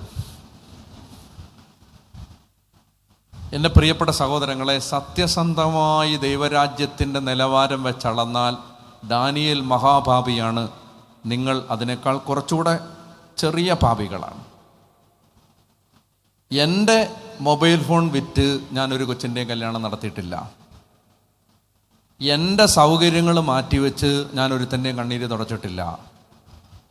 എൻ്റെ ആവശ്യം കഴിഞ്ഞിട്ടുള്ളതേ ഞാൻ മനുഷ്യനെ സഹായിക്കാൻ മാറ്റിവെച്ചിട്ടുള്ളൂ. എൻ്റെ ഒരാവശ്യവും മാറ്റിവെച്ചിട്ട് ഞാൻ ഒരു മനുഷ്യൻ്റെയും ജീവിതത്തിൻ്റെ വേദനകളിൽ ഇന്നോടെ ഇടപെട്ടിട്ടില്ല. എനിക്കൊരു കാര്യം അറിയാം, ഞാൻ നല്ലവനാണെന്ന് ഞാൻ വിചാരിക്കത്തേ ഉള്ളൂ. ദൈവത്തിൻ്റെ നീതിയുടെ നിലവാരം അനുസരിച്ച് ഞാൻ നല്ലവനല്ല. അവർക്ക് പറഞ്ഞേ ഹല്ലേലൂയാ, പറഞ്ഞേ ഹല്ലേലൂയാ. അനുതാപമുണ്ടാകാത്തത് നിലവാരം താഴെയായതുകൊണ്ടാണ്. സ്റ്റാൻഡേർഡ് ലോ സ്റ്റാൻഡേർഡ് വെച്ചിരിക്കുന്നതുകൊണ്ടാണ് നല്ലവരാണെന്ന വിചാരം ഉണ്ടാവുന്നത്. നിലവാരം ലോകത്തിലെ ഒരു മനുഷ്യനുമല്ല, നിലവാരം യേശുക്രിസ്തുവാണ്. അവർക്ക് പറഞ്ഞേ ഹല്ലേലൂയാ. അതുകൊണ്ട് അപ്പസ്തോലന്മാര് വളരെ മനോഹരമായ ഒരു ആശയം പഠിപ്പിച്ചു തന്നു. ഈ ജീവിത യാത്ര യേശുവിനെ പോലെ ആകാനുള്ള യാത്രയാണ്. അതായത് നമ്മുടെ ജീവിതത്തിൻ്റെ അവസാനം നമ്മളെല്ലാവരും സാധാരണഗതി പറയുന്നത്, ഞാൻ ഉൾപ്പെടെ എല്ലാവരും പറയുന്നത്, എന്താ ആഗ്രഹം? സ്വർഗത്തിൽ പോകണം. എന്തിനാണ് ഈ പെടാപ്പാടെല്ലാം? സ്വർഗത്തിൽ പോകണം. എന്തിനാ ചേച്ചി ഈ കൺവെൻഷൻ വന്നേ? സ്വർഗത്തിൽ പോകണം അച്ഛാ. അങ്ങനെയൊക്കെ പറയുമെന്ന് എനിക്ക് അറിഞ്ഞുകൂടാ. കുറച്ച് പേരൊക്കെ പറയുമായിരിക്കും സ്വർഗത്തിൽ പോകണം, കാനഡയിൽ പോകണമെന്ന് പറയാനാണ് സാധ്യത കൂടുതൽ. സ്വർഗത്തിൽ പോകണം. പക്ഷേ ഈ യാത്രയുടെ അവസാനം, ലാസ്റ്റ് ഈ ബസ്സിൻ്റെ അവസാനത്തെ പോയിന്റ് സ്വർഗമല്ല. നിങ്ങൾ ശ്രദ്ധിച്ചിട്ടുണ്ടോയെന്നറിയില്ല. നിങ്ങൾക്ക് സംശയം വല്ലതും വരികയാണെങ്കിൽ കത്തോലിക്ക തിരുസഭയുടെ മതബോധന ഗ്രന്ഥം ശ്രദ്ധിച്ച് വായിച്ചാൽ മതി. അന്ത്യകാലത്തെക്കുറിച്ചും ഈ യുഗാന്ത്യത്തെക്കുറിച്ചും പ്രതിപാദിക്കുമ്പോൾ പറയും, ഈ യാത്രയുടെ ലാസ്റ്റ് പോയിന്റ് സ്വർഗമല്ല, ഈ പുതിയ ആകാശവും പുതിയ ഭൂമിയുമാണ്. സ്വർഗത്തിലല്ല നമ്മൾ ക്രിസ്തുവിനോട് കൂടെ നിത്യം വാഴാൻ പോകുന്നത്. എവിടാ പറ? ഭൂമിയിലാന്ന്. പുതിയ ആകാശവും പുതിയ ഭൂമിയും.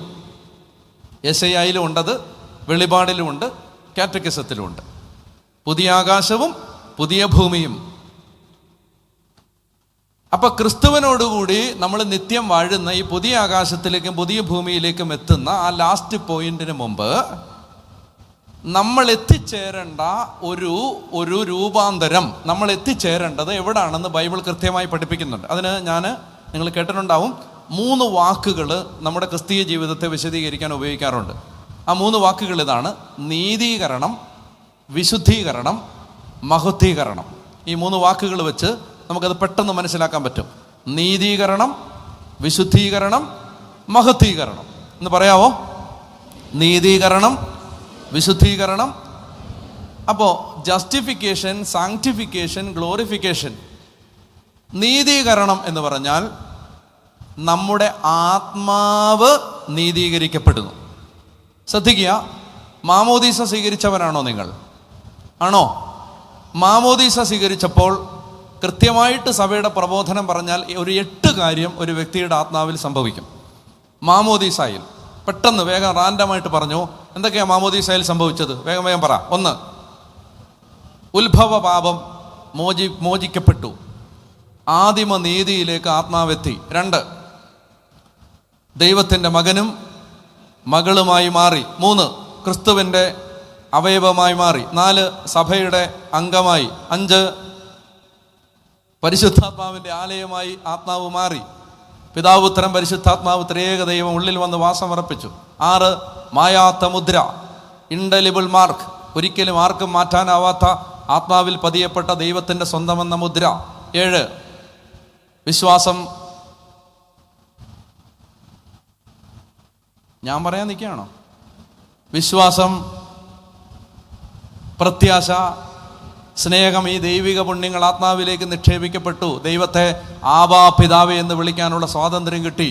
ഇങ്ങനെ ഒത്തിരി കാര്യങ്ങൾ മാമോദീസായിൽ സംഭവിച്ചു. ശ്രദ്ധിക്കുക, മാമോദീസായിൽ ഇതെല്ലാം സംഭവിച്ചപ്പോൾ പള്ളിയിലേക്ക് എടുത്തുകൊണ്ട് വന്ന കുഞ്ഞിന് മാമോദീസ കഴിഞ്ഞപ്പോൾ ബാഹ്യമായി എന്തെങ്കിലും വ്യത്യാസം ഉണ്ടായതായി നിങ്ങൾക്ക് തോന്നിയോ?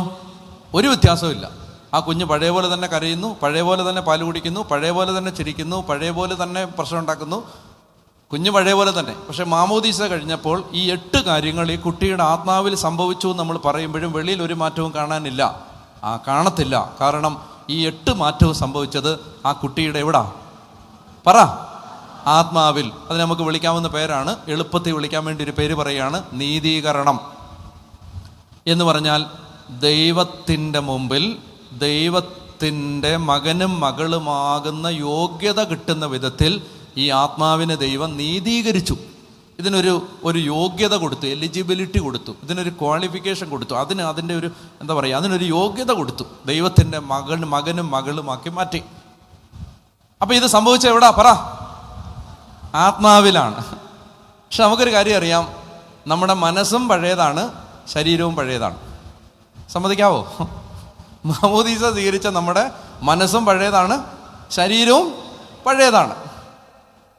ക്രിസ്തീയ ജീവിത യാത്ര എന്ന് പറഞ്ഞാൽ ആത്മാവ് നീതീകരിക്കപ്പെട്ട ഒരു വ്യക്തി, ശ്രദ്ധിക്കണേ, വളരെ പ്രധാനപ്പെട്ട കാര്യങ്ങളാണ് ഇതൊക്കെ. എലമെൻ്ററി കാറ്റഗറിസമാണിത്. അതായത് ആത്മാവ് നീതീകരിക്കപ്പെട്ടൊരു വ്യക്തി ഈ ക്രിസ്തീയ ജീവിത യാത്രയിൽ തൻ്റെ ഉള്ളിൽ വന്ന് വാസമുറപ്പിച്ച ത്രിയേക ദൈവത്തിൻ്റെ സഹായത്തോടെ, തൻ്റെ ഉള്ളിൽ വസിക്കുന്ന പരിശുദ്ധാത്മാവിൻ്റെ സഹായത്തോടെ മനസ്സിനെ നവീകരിച്ചും ശരീരത്തെ മാനസാന്തരപ്പെടുത്തിയും നടത്തുന്ന യാത്രയുടെ പേരാണ് ക്രിസ്തീയ ജീവിതം. ആത്മാവിൽ വന്ന ദൈവത്തിൻ്റെ സഹായത്തോടെ ഒരു വ്യക്തി മനസ്സിനെയും ശരീരത്തെയും രൂപാന്തരപ്പെടുത്തുന്ന യാത്രയുടെ പേരാണ് ക്രിസ്തീയ ജീവിതം. അപ്പോൾ ആദ്യത്തെ സ്റ്റേജ് എന്താണ്? ഉറക്കെ പറയൂ, നീതീകരണം. നീതീകരിക്കപ്പെട്ടൊരു ആത്മാവ് ഈ യാത്ര തുടരുമ്പോൾ മനസ്സിൻ്റെ നവീകരണവും, മനസ്സിപ്പോഴും ലോകം ചിന്തിക്കുന്ന പോലെ ചിന്തിക്കുന്നത്, ശരീരത്തിൽ ഇപ്പോഴും ആസക്തികളും അശുദ്ധിയും തിന്മയും പാപവും പ്രലോഭനം എല്ലാം ഉണ്ട്. മനസ്സ് നവീകരിച്ച് ശരീരം വിശുദ്ധീകരിച്ച് പോകുന്ന ഈ യാത്രയുടെ പേരാണ് എന്ത്? വിശുദ്ധീകരണം. ഇതിനാണ് വിശുദ്ധ കുർബാന, കുംഭസാരം, കൂദാശകൾ, യാമപ്രാർത്ഥനകൾ, ആരാധന, വചനം എല്ലാം സഹായിക്കുന്നത് ഈ പ്രോസസ്സിലാണ്. വിശുദ്ധീകരണം ഇതെല്ലാം നമ്മളെ വിശുദ്ധരാക്കാൻ വേണ്ടിയുള്ളതാണ്. പള്ളിയിൽ പോയിട്ട് ഇറങ്ങി വന്ന് വീണ്ടും തെറി വിളിക്കുമ്പോൾ ആ പ്രോസസ്സ് നടക്കുന്നില്ലെന്ന് അതിൻ്റെ അർത്ഥം. പറഞ്ഞേ ഹല്ലേലൂയാ. അപ്പോൾ വിശുദ്ധീകരണം പിടികിട്ടുന്നോ? എന്തെങ്കിലും ഒന്ന് പറ. യെസ്. അപ്പോൾ ഇനി അതുകൊണ്ടായില്ല. സമ്പൂർണമായി ആത്മാവ് നീതീകരിക്കപ്പെട്ട ഒരാൾ, മനസ്സ് നവീകരിക്കപ്പെട്ട് ശരീരം കുരിശിൽ തറയ്ക്കപ്പെട്ട് ശരീരം രൂപാന്തരപ്പെട്ട് ആ പൂർണ്ണതയിൽ എത്തുന്ന അവസ്ഥയുടെ പേരാണ് എന്ത്? മഹത്വീകരണം, ഗ്ലോറിഫിക്കേഷൻ. ആ മഹത്വീകരണത്തെ മനസ്സിലാക്കാൻ, ഇത്രയും മനസ്സിലായോ? ആത്മാവ് നീതീകരിക്കപ്പെട്ടു, ശരീരവും മനസ്സും പഴയതാണ്. ആ ശരീരത്തെയും മനസ്സിനെയും നവീകരിച്ച് കർത്താവിൻ്റെ സഹായത്തോടെ, കൂദാശകളുടെ സഹായത്തോടെ ആത്മീയമായ യാത്ര നടത്തി വിശുദ്ധീകരണം പൂർത്തിയാക്കി നമ്മൾ കർത്താവിനെ പോലെ നമ്മൾ മഹത്വീകരിക്കപ്പെട്ട് ആ മഹത്വത്തിലേക്ക് യാത്ര ചെയ്യുമ്പോൾ ആ ലാസ്റ്റ് പോയിന്റ്, ആ മഹത്വീകരണത്തെ കുറിക്കാൻ ബൈബിൾ ഉപയോഗിക്കുന്നൊരു വാക്കാണ്. മഹത്വീകരണം എന്ന വാക്ക് മാത്രമല്ല, ബൈബിൾ ഉപയോഗിക്കുന്ന വാക്കാണ് യേശുവിനെ പോലെ ആവുക. മഹത്വീകരിക്കപ്പെടുക എന്ന് പറഞ്ഞാൽ യേശുവിനെ പോലെ ആവുക. 2 വചനങ്ങൾ ഇതിനാധാരമായിട്ടൊന്ന് വായിക്കാം. റോമാലേഖനത്തിൻ്റെ 8-ാമത്തെ അധ്യായം. റോമാലേഖനത്തിൻ്റെ 8-ാമത്തെ അധ്യായം വായിക്കാം. റോമാലേഖനം 8-ാം അധ്യായം 28-ാമത്തെ 28ഉം 29ഉം. റോമർ 8, 28, 29 വായിക്കാം. ദൈവത്തെ സ്നേഹിക്കുന്നവർക്ക്, അവിടുത്തെ പദ്ധതി അനുസരിച്ച് വിളിക്കപ്പെട്ടവർക്ക് അവിടുന്ന് സകലവും നന്മയ്ക്കായി പരിണമിപ്പിക്കുന്നുവെന്ന് നമുക്ക് അറിയാമല്ലോ. അവിടുന്ന് മുൻകൂട്ടി അറിഞ്ഞവരെ തൻ്റെ പുത്രൻ്റെ സാദൃശ്യത്തോട് അനുരൂപരാക്കാൻ മുൻകൂട്ടി നിശ്ചയിച്ചു. ആ വാക്യം ഒന്നുകൂടെ പറയുക. എന്തിനാണ് അവിടുന്ന് നമ്മളെ മുൻകൂട്ടി വിളിച്ചത്? തൻ്റെ പുത്രൻ്റെ സാദൃശ്യത്തോട് അനുരൂപരാക്കാൻ. ഒന്നുകൂടെ പറയുക, മനസ്സിൽ തുറക്കട്ടെ. തൻ്റെ പുത്രൻ്റെ സാദൃശ്യത്തോട് അനുരൂപരാക്കുക. ഒന്നുകൂടെ പറയുക, തൻ്റെ പുത്രന്റെ സാദൃശ്യത്തോട്, to be conformed to the image of his son. തൻ്റെ പുത്രന്റെ സാദൃശ്യത്തോട്, തൻ്റെ പുത്രനെ പോലെയാക്കുക. ഇതിനാണ് ദൈവം മുൻകൂട്ടി അറിഞ്ഞവരെ വിളിച്ചത് എന്തിനാണ്? തൻ്റെ പുത്രനെ പോലെയാക്കുക. ഇനി അടുത്ത വാക്യം, അവിടുന്ന് വിളിച്ചവരെ നീതീകരിച്ചവരെ മഹത്വപ്പെടുത്തി. അവിടുന്ന് നിശ്ചയിച്ചവരെ വിളിച്ചവരെ നീതീകരിച്ചവരെ എന്ത് ചെയ്തു? മഹത്വപ്പെടുത്തി. ആ മഹത്വപ്പെടുത്തുക എന്ന് പറഞ്ഞാൽ to be glorified means to be conformed to the image of his son. മഹത്വീകരിക്കപ്പെടുക എന്ന് പറഞ്ഞാൽ എന്താണ്? യേശുവിനെ പോലെ ആവുക. അപ്പം ഞാൻ നിങ്ങളോട് ചോദിക്കുകയാണ്, ചങ്ങനാശ്ശേരി അതിരൂപതയിൽ എല്ലാ ദിവസവും പള്ളിയിൽ കുർബാനയ്ക്ക് പോകുന്ന ചേച്ചിയോടും ചേട്ടനോടും ഞാൻ ചോദിക്കുകയാണ്, ചേച്ചി ചേട്ടാ, നിങ്ങൾ കുർബാനയ്ക്ക് പോണത് എന്തിനാ? പറ. യേശുവിനെ പോലെ ആവാൻ. ഇത് മാത്രമേ ഉള്ളൂ അതിൻ്റെ ഉത്തരം. അപ്പം ഞാൻ ചോദിക്കുകയാണ്, നിങ്ങൾ എന്തിനാണ് വചനവർഷം ആചരിക്കുന്നത്? What is the ultimate objective? എന്താ അത്? യേശുവിനെ പോലെ ആവുക. കൊന്തയൊല്ലുന്ന എന്തിനാ? യേശുവിനെ പോലെ. അതായത് എല്ലാം നമ്മൾ ക്രിസ്തീയ ആത്മീയ മണ്ഡലത്തിൽ നിർവഹിക്കുന്ന സകല പ്രവൃത്തികളുടെയും പരമമായ ഉദ്ദേശം. നിങ്ങളുടെ ഡാനിലച്ഛനോട് ചോദിക്കുക, അച്ഛൻ എന്തിനാണ് വൈകുന്നേരങ്ങളിൽ വന്ന് വചനം പ്രസംഗിക്കുന്നത്? എന്തിനാ? യേശുവിനെ പോലെ ആവുക. ഇതിനപ്പുറത്ത് വേറെ ഒരു ഉദ്ദേശവും നമ്മുടെ ജീവിതത്തിൽ ഒരു ആത്മീയ പ്രവൃത്തിക്കും ഇല്ല. യേശുവിനെ പോലെ ആവുക. അങ്ങനെ യേശുവിനെ പോലെ ആവുന്നതിൻ്റെ പേരാണ് മഹത്വീകരിക്കപ്പെടുക. മറ്റൊരു വാക്യം 2 Korinthos 3-ാം അധ്യായം 17-18 വാക്യങ്ങൾ ഉച്ചത്തിൽ വായിക്കുക. 2 Korinthos 3:17-18. കർത്താവ് ആത്മാവാണ്, കർത്താവിൻ്റെ ആത്മാവുള്ളിടത്ത് 2 Korinthos 3:17-18. എല്ലാവരും വായിച്ചേ. കർത്താവ് ആത്മാവാണ്, കർത്താവിൻ്റെ ആത്മാവുള്ളിടത്ത് സ്വാതന്ത്ര്യമുണ്ട്.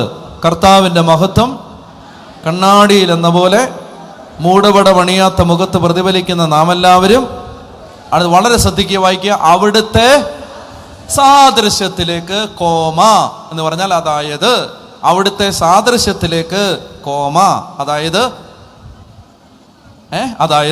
കോമ അതായത് അവിടുത്തെ സാദൃശ്യത്തിലേക്ക് അപ്പോസ്തലൻ പറയാണ്. എന്ന് വെച്ചാൽ മഹത്വത്തിൽ നിന്ന് മഹത്വത്തിലേക്ക് രൂപാന്തരപ്പെടുകയാണ്. മഹത്വത്തിൽ നിന്ന് മഹത്വത്തിലേക്ക് രൂപാന്തരപ്പെടുക സമം യേശുവിൻ്റെ സാദൃശ്യത്തിലേക്ക് രൂപാന്തരപ്പെടുക എന്ന് പറഞ്ഞാൽ യേശുവിനെ പോലെ ആവുക. അത് മനസ്സിൽ ഉറപ്പിക്കണം. ഈ ജീവിതത്തിൽ ദൈവം നമുക്ക് തന്നിരിക്കുന്ന ഏറ്റവും പരമമായ ലക്ഷ്യം യേശുവിനെ പോലെ ആവുക. ഇതാണ് നീതിയുടെ നിലവാരം. ദൈവരാജ്യത്തിൻ്റെ നീതിയുടെ നിലവാരം സമം യേശു. അപ്പം അങ്ങനെ വരുമ്പോൾ നന്നായിട്ട് തന്നെ ശ്രദ്ധിച്ച്, അങ്ങനെ വരുമ്പോൾ ഞാൻ സംസാരിക്കുമ്പോൾ എൻ്റെ സംസാരം ശരിയോ തെറ്റോ എന്ന് തീരുമാനിക്കുന്നത് ലോകത്തിൻ്റെ നിയമമല്ല, യഹൂദൻ്റെ നിയമമല്ല, ദൈവരാജ്യത്തിൻ്റെ നിയമമാണ്, യേശുവാണ്. അപ്പം ഞാൻ ചോദിക്കേണ്ട ചോദ്യം അപ്പം എന്താവും? ഈ മോമെൻറ്റിൽ ഞാൻ ഈ പെരുമാറുന്നത് യേശു പെരുമാറുന്നത് പോലാണോ?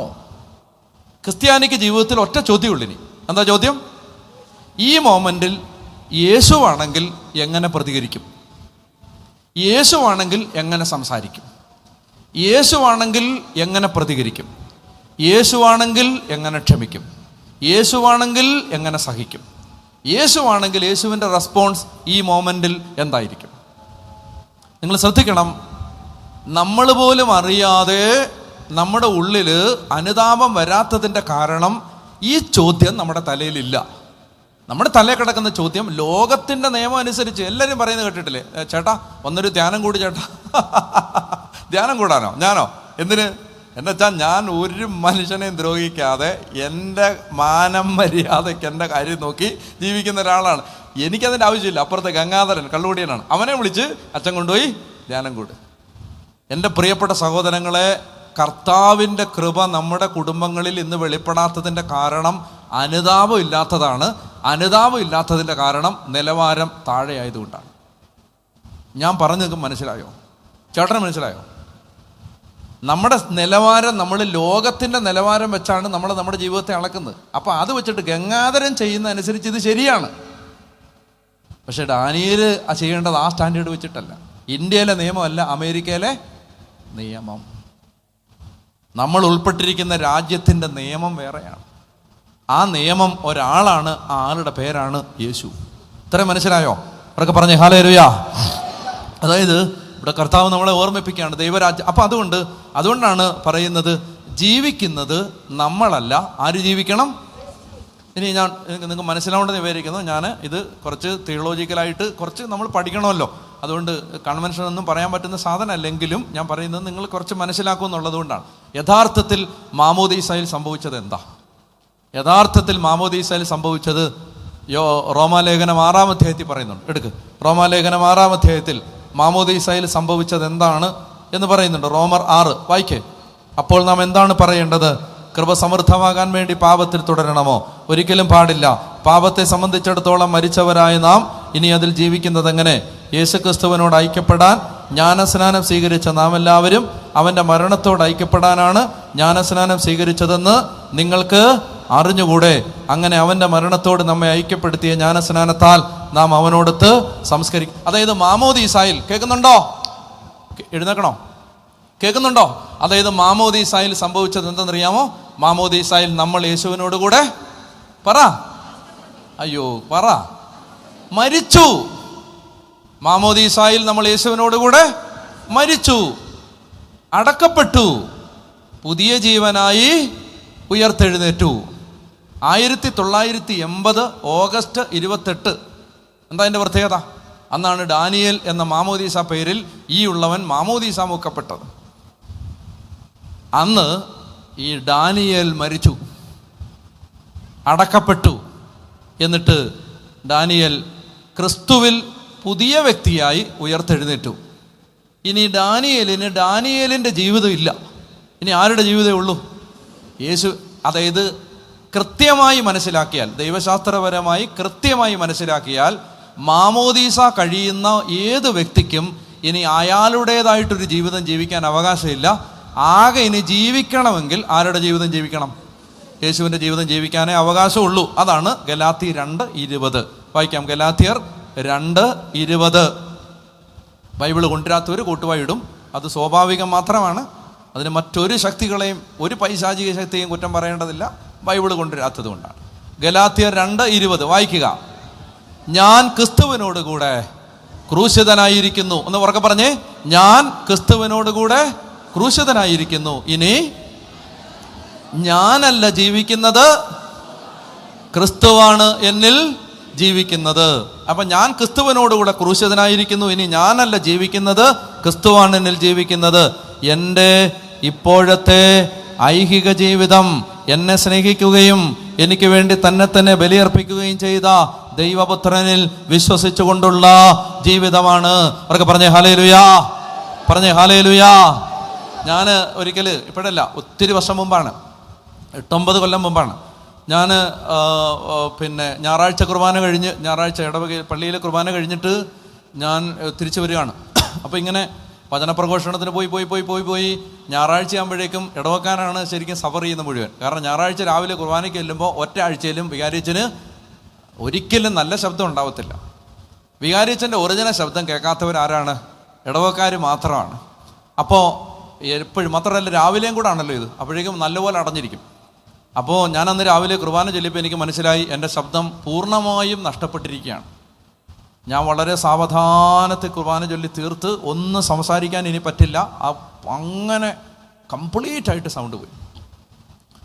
ഞാൻ അവിടുന്ന് എത്രയും പെട്ടെന്ന് ഇനി തിരിച്ചു വന്നിട്ട് ദൈവമേ തൊണ്ടയ്ക്ക് ഇനി എന്നാ ചെയ്ത് ഇത് തിരിച്ചു വരുമെന്നൊക്കെ ഓർത്ത് ആകുലപ്പെട്ട് തിരിച്ചു വരുമ്പോഴാണ് ഞാൻ വണ്ടി ഓടിച്ച് മേളിലോട്ട് പോകുമ്പോൾ ഒരു മനുഷ്യൻ വളരെ വേഗത്തിൽ ഓടിച്ച് നിയമം തെറ്റിച്ച് വന്ന് എൻ്റെ കാറയിൽ ഉരച്ചുകൊണ്ട് പോയി.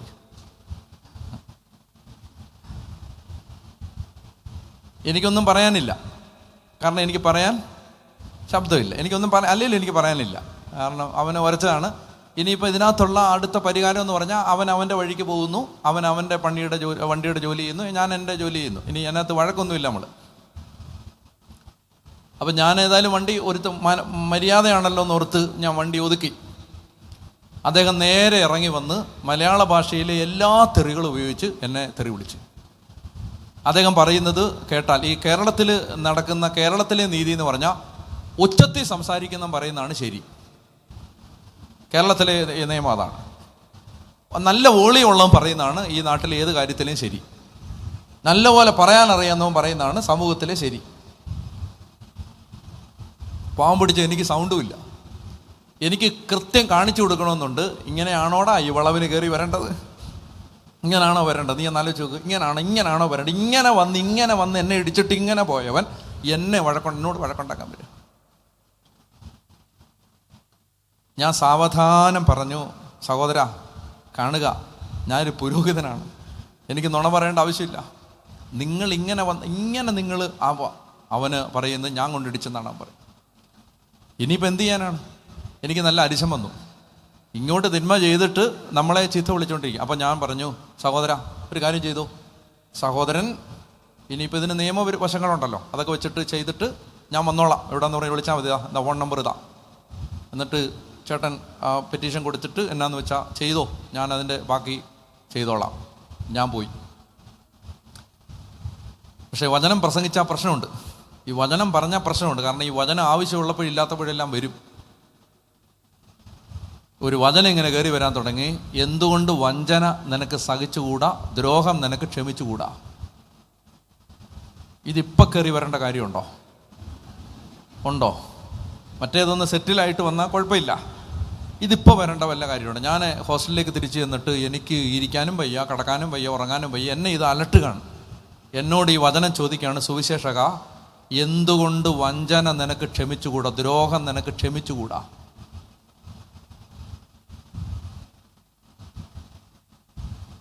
ഇതാണ് ദൈവരാജ്യത്തിൻ്റെ നിയമം. ഈ നിയമം നമ്മളെ ഹോണ്ട് ചെയ്യും. ഞാൻ പെട്ടെന്ന് കൂടുതൽ ഒരാളെ വിളിച്ചിട്ട് ഞാൻ പറഞ്ഞു, ഇതാണ് ഈ സാഹചര്യം, അതേ നമ്പറൊക്കെ ഉണ്ട്, അയാളുടെ നമ്പർ പെട്ടെന്ന് വിളിച്ചിട്ട് നമുക്കൊരു പരാതിയില്ല, കേസ് കൊടുക്കണ്ട, ആ ചേട്ടൻ കൊണ്ടുപോയി വണ്ടി ശരിയാക്കി കൊള്ളുക, അയാൾക്ക് എത്ര രൂപയാണെങ്കിലും ഞാൻ തന്നോളാമെന്ന് ഞാൻ പറഞ്ഞ് അത് വിട്ട് ഡീൽ ചെയ്യുന്നത് വരെ ഈ വചനം എന്നെ വേട്ടയാടിക്കൊണ്ടേയിരുന്നു. നമ്മുടെ നിലവാരം വേറെയാണ്. ഞാൻ പറയുന്നത് ഒരു 100 കേസിൽ തോറ്റു പോകുന്ന ഒരാളാണ് ഞാനിത് പറയുമ്പോൾ നിങ്ങൾ വിചാരിക്കരുത് ഞാൻ ദൈവരാജ്യത്തിൻ്റെ നിയമം അല്ല. ഞാൻ ജയിച്ച ഒരു കാര്യം മാത്രമാണ് ഞാൻ പറയുന്നത്. അല്ല, ഇത് തോറ്റാണ്. ഞാൻ പറയുമ്പോൾ, ഇനിയുള്ള കാര്യം പറയുമ്പോൾ നിങ്ങൾ ചിന്തിക്കരുത് ഞാൻ എപ്പോഴും എങ്ങനെയാണെന്ന് നിങ്ങൾ വിചാരിക്കരുത്. ഞാൻ മിക്കവാറും ഒക്കെ വഴക്കുണ്ടാക്കുന്ന ഒരാളാണ്. ഞാൻ മറൈൻ ഡ്രൈവ് കൺവെൻഷന് പോവാണ്. ഈ ബ്രദറും ഉണ്ട് എൻ്റെ കൂടെ. ഒരു തമിഴ്നാട്ടുകാരൻ വലിയൊരു കണ്ടെയ്നർ ലോറി നാഷണൽ ഹൈവേയിൽ ഇട്ട് തിരിച്ചുകൊണ്ടിരിക്കുക. സ്വാഭാവികമായിട്ട് ഞാൻ ചിന്തിച്ചു, ആരെങ്കിലുമൊക്കെ നോക്കാനുണ്ടാവുമെന്ന് വിചാരിച്ചു. ഇന്നോവ കാറാണ് ഞാൻ ഓടിച്ചുകൊണ്ട് പോകുന്നത്. ഞാൻ വണ്ടി കൊണ്ട് നിർത്തി. ഈ മനുഷ്യൻ്റെ ഇടത് സൈഡിൽ സൈഡ് പറഞ്ഞു കൊടുക്കാൻ ഈ കിളി എന്ന് പറഞ്ഞൊരു സാധനം ഉണ്ടല്ലോ, അതില്ല. ഈ മനുഷ്യൻ വലതുവശത്തേക്ക് മാത്രമേ നോക്കുന്നുള്ളൂ. അയാൾ ഇങ്ങനെ റൈറ്റിലേക്ക് സ്റ്റിയറിങ് തിരിച്ച് വണ്ടി ഇങ്ങനെ ഒടിഞ്ഞു വന്ന് എൻ്റെ ഇന്നോവയുടെ ഫ്രണ്ട് മുഴുവൻ തകർത്ത് തരിപ്പണാക്കി. എന്നോട് ബോണി ചോദിച്ചു, എന്നാ ചെയ്യാനാ? ഞാൻ പറഞ്ഞു, നമ്മുടെ രാജ്യത്തിൻ്റെ നിയമം അനുസരിച്ച് നമുക്കിനി ഒറ്റ കാര്യം ചെയ്യാനുള്ളൂ, ഈ വണ്ടി എടുക്കുക, മറൈൻ ഡ്രൈവിലേക്ക് ഓടിച്ചു പോവുക, വേറൊന്നും ചെയ്യാനില്ല. നമ്മുടെ നിയമം വേറെയാണ്. ഈ വല്യപ്പനോട്, ഈ ഡ്രൈവറിനോട്, ഈ തമിഴ്നാട്ടുകാരനോട് യുദ്ധം ചെയ്യാൻ നമുക്ക് അവകാശമില്ല. 80,000 രൂപയായി എൻ്റെ വണ്ടി പണിയാൻ. 80,000 രൂപ. പക്ഷേ ആ 80,000-ന് പകരം എനിക്ക് ദൈവം ലക്ഷങ്ങൾ തന്നിട്ടുണ്ട്, ലക്ഷങ്ങൾ. എൻ്റെ പ്രിയപ്പെട്ട സഹോദരങ്ങളെ, ഞാൻ പറയുകയാണ്, നമ്മുടെ നിയമം വേറെയാണ്. ഒരു മോമെൻറ്റിൽ നമുക്കൊരു ചോദ്യം ചോദിക്കാനുള്ളൂ. യേശുവാണെങ്കിൽ, ഈ വാട്സപ്പിൽ ഈ സെൻറ്റൻസ് എഴുതി ഫോർവേഡ് ചെയ്യുന്നതിന് മുമ്പ് ആലോചിക്കണം, യേശുവാണെങ്കിൽ ഈ മോമെൻറ്റിൽ എന്ത് ചെയ്യും? ഫേസ്ബുക്കിൽ ഈ പോസ്റ്റ് എഴുതിയിടുന്നതിന് മുമ്പ് ചിന്തിക്കണം, യേശുവാണെങ്കിൽ ഈ മോമെൻറ്റിൽ എന്ത് ചെയ്യും? അപവാദം പറയുന്ന ഒരുത്തൻ അപവാദം പറഞ്ഞ് നമ്മുടെ പേര് മുഴുവൻ ഡാമേജ് ചെയ്തുകൊണ്ടിരിക്കുമ്പോൾ അവനെ നേരിട്ട് കണ്ട്, ഇനി നീ മേലാൽ നീ ആവശ്യമില്ലാത്തത് പറയരുത് എന്ന് പറയുന്നതിന് പകരം ചിന്തിച്ചു നോക്കണം, യേശുവാണെങ്കിൽ ഈ മോമെൻറ്റിൽ എന്ത് ചെയ്യും? നമ്മൾ കണ്ടിട്ടും കേട്ടിട്ടും അറിഞ്ഞിട്ടും ഇല്ലാത്ത കാര്യങ്ങൾ നമ്മുടെ പേരിൽ പറഞ്ഞു വരുത്തുമ്പോൾ യേശുവാണെങ്കിൽ ഈ മൊമെൻറ്റിൽ എന്ത് ചെയ്യും? നമ്മുടെ നിലവാരം വേറെയാണ്. ഒന്ന് എഴുന്നേറ്റ് നിൽക്കാവോ? നമുക്ക് അനുതാപം വരാത്ത എന്തുകൊണ്ടാണെന്നറിയാമോ? നമ്മുടെ സ്റ്റാൻഡേർഡ് നമ്മൾ വളരെ താഴ്ന്ന ഒരു തട്ടിലാണ് വെച്ചിരിക്കുന്നത്. അതുകൊണ്ട് നമ്മുടെ മനസ്സ് നമ്മളോട് പറയുന്നു നമ്മൾ നല്ലവരാണ്. താരതമ്യ പഠനം നടത്തേണ്ടത് മറ്റുള്ള മനുഷ്യരുമായിട്ടല്ല, യേശുവുമായിട്ടാണ്. ഒരു ഉയർന്ന പ്രകാശഗോപുരം, ഒരു തേജോപുഞ്ചം പോലെ ഉയർന്നു നിൽക്കുന്ന ആ തേജസ്സിൻ്റെ, ആ ദൈവപുത്ര, ആ വ്യക്തിത്വത്തെ നോക്കിയാണ് ഞാൻ എൻ്റെ ജീവിതത്തെ വിലയിരുത്തേണ്ടത്. ഈ മൊമെൻറ്റിൽ ആ ചേച്ചിയോട് ഞാൻ പെരുമാറിയത് ശരിയോ തെറ്റോ അത് ഞാൻ അളക്കേണ്ടത്, അതിനകത്തെ ശരി തെറ്റുകൾ ഞാൻ അളക്കേണ്ടത് ക്രിസ്തുവാണെങ്കിൽ ഈ മൊമെൻറ്റിൽ എന്ത് ചെയ്യും? ഇപ്പം സമയം കൂടി ഈ പറഞ്ഞ കാര്യങ്ങളൊന്ന് ഉപസംഹരിക്കാനായിട്ട് എടുക്കാം. അപ്പോൾ ഞാൻ പറഞ്ഞു വന്നത് നീതി. ഇപ്പോൾ നമുക്ക് ബൈബിളിലെ വാക്യങ്ങളുടെ അർത്ഥം കുറെ കൂടി മനസ്സിലാവും. നീതിക്ക് വേണ്ടി വിശക്കുകയും ദാഹിക്കുകയും ചെയ്യുക എന്ന് പറഞ്ഞാൽ നമുക്ക് നീതി കിട്ടാൻ വേണ്ടി സമരം ചെയ്യുക എന്നല്ല, മറിച്ച് കർത്താവേ, നിന്റെ നീതിയുടെ നിലവാരത്തിൽ ഞാൻ എത്തിച്ചേരാൻ വേണ്ടി ഒരാൾ ദൈവസന്നിധിയിൽ വിശക്കുകയും ദാഹിക്കുകയും അയാൾ അത്രമേൽ ആഗ്രഹിക്കുന്നു. കർത്താവേ, അങ്ങയുടെ നിലവാരത്തിൽ ജീവിക്കാൻ എന്നെ സഹായിക്കണമേ. ഇതാണ് നീതിക്ക് വേണ്ടി നീതിക്ക് വേണ്ടി പീഡനമേൽക്കുക എന്ന് പറഞ്ഞാൽ നമ്മൾ അങ്ങനെ ജീവിക്കുമ്പോൾ ഈ സമൂഹത്തിൽ മാതാപിതാക്കളിൽ നിന്നും സഹോദരങ്ങളിൽ നിന്നും ജീവിത പങ്കാളിയിൽ നിന്നും ഉൾപ്പെടെ നമുക്ക് പീഡനങ്ങളുണ്ടാവും. നീ എന്തൊരു മരക്കോന്തനാന്ന് ആളുകൾ പറയും. പറഞ്ഞേ ഹല്ലേലൂയാ. മനസ്സിലായോ? നീ എന്തൊരു മരപ്പൊട്ടനാന്ന് ആളുകൾ നമ്മളെ നോക്കി പറയും. നീ ഈ ഭൂമി ജീവിക്കാൻ കൊള്ളാത്ത ഒരുത്തനാന്ന് നമ്മളെ നോക്കി നമ്മൾ പീഡിപ്പിക്കപ്പെടും അതിൻ്റെ പേരിൽ. അതായത് ക്രിസ്തുവിൻ്റെ ജീവിതം നിങ്ങൾ നയിക്കാൻ തീരുമാനിക്കുന്ന നിമിഷം മുതൽ നിങ്ങളുടെ കൂടെ ഉള്ളവരിൽ നിന്നുൾപ്പെടെ നിങ്ങൾക്ക് ബുദ്ധിമുട്ടുകൾ വരാൻ തുടങ്ങും. കാരണം ഇത് ലോകത്തിന് ദഹിക്കുന്ന ഒരാത്മീയതയല്ല. അവർ പറയും നീ വെറും പൊട്ടനായിട്ടാണ് ഇങ്ങനെ ജീവിക്കുന്നതെന്ന് പറയും. പക്ഷെ നിങ്ങൾ മനസ്സിലാക്കിയിരിക്കണം, ഈ ജീവിതം നയിക്കാതെ ക്രിസ്തുവിൻ്റെ ശക്തി നമ്മളിൽ വെളിപ്പെടില്ല. ഈ ജീവിതം നയിക്കാതെ ക്രിസ്തു നമ്മുടെ കൂടെ ഉണ്ടാവില്ല. കാരണം ലോക ജീവിതം നയിക്കുന്ന ഒരാൾക്ക് വേണ്ടി ക്രിസ്തു തൻ്റെ കൃപാവരങ്ങൾ വർഷിക്കേണ്ട ആവശ്യമില്ല. ലോകത്തിൻ്റെ ജീവിതത്തെയാണ് ഒരാൾ വിലമതിക്കുന്നത്. അതിന് ക്രിസ്തുവിനൊന്നും കോൺട്രിബ്യൂട്ട് ചെയ്യാനില്ല. ക്രിസ്തുവിന് തൻ്റെ മരണം വഴി, ഉത്ഥാനം വഴി ക്രിസ്തു നേടിയെടുത്ത കൃപ ക്രിസ്തുവിനെ പോലെ ജീവിക്കുന്നവർക്ക് വേണ്ടിയുള്ളതാണ്. പറഞ്ഞേ ഹല്ലേലൂയാ. അവർക്ക് വേണ്ടിയാണ് ക്രിസ്തു അത് വർഷിക്കാൻ പോണത്. അങ്ങനെ ജീവിക്കുന്നവർക്ക് വേണ്ടിയാണ് ഈശോ യുഗാന്തം വരെ നിങ്ങളുടെ കൂടെ ഞാൻ ഉണ്ടാവും എന്ന് പറഞ്ഞു. അതുകൊണ്ട് പ്രിയപ്പെട്ട സഹോദരങ്ങളെ, ഇത് എളുപ്പത്തിലുള്ള ഒരു ജീവിതമല്ല. ചെറുതും വലുതുമായ ജീവിതത്തിലെ അനുഭവങ്ങളിൽ നമ്മൾ ഈ ചോദ്യം എപ്പോഴും ചോദിച്ചുകൊണ്ടിരിക്കണം. ഈശോ, നീയാണെങ്കിൽ ഈ മൊമെൻറ്റിൽ എങ്ങനെ പെരുമാറും? ഇനി എപ്പോഴും ആ ഇൻസ്റ്റൻ്റായിട്ട് ആ മൊമെൻറ്റിൽ അങ്ങനെ നമുക്ക് കിട്ടിയെന്ന് വരില്ല. പക്ഷേ ഈ മാനദണ്ഡം നമ്മുടെ മനസ്സിലുണ്ടെങ്കിൽ അടുത്ത നിമിഷം നമുക്ക് അനുതാപം ഉണ്ടാവും. ഞാൻ ആ പറഞ്ഞത് ശരിയായില്ല, ഞാൻ ആ ചെയ്തത് ശരിയായില്ല, കർത്താവേ ഞാൻ അങ്ങോട്ട് മാപ്പ് ചോദിക്കുന്നു, എനിക്ക് കുമ്പസാരിക്കണം, ദൈവമേ ഞാനിപ്പോൾ ഈ നിലപാടെടുത്തത് ശരിയായില്ല. ഈ അനുതാപം നമ്മുടെ ഉള്ളിൽ വന്നാൽ യേശു പറയുകയാണ്, അങ്ങനെയുള്ള നമ്മളെക്കുറിച്ച് സ്വർഗത്തിൽ വലിയ സന്തോഷമുണ്ടാവും.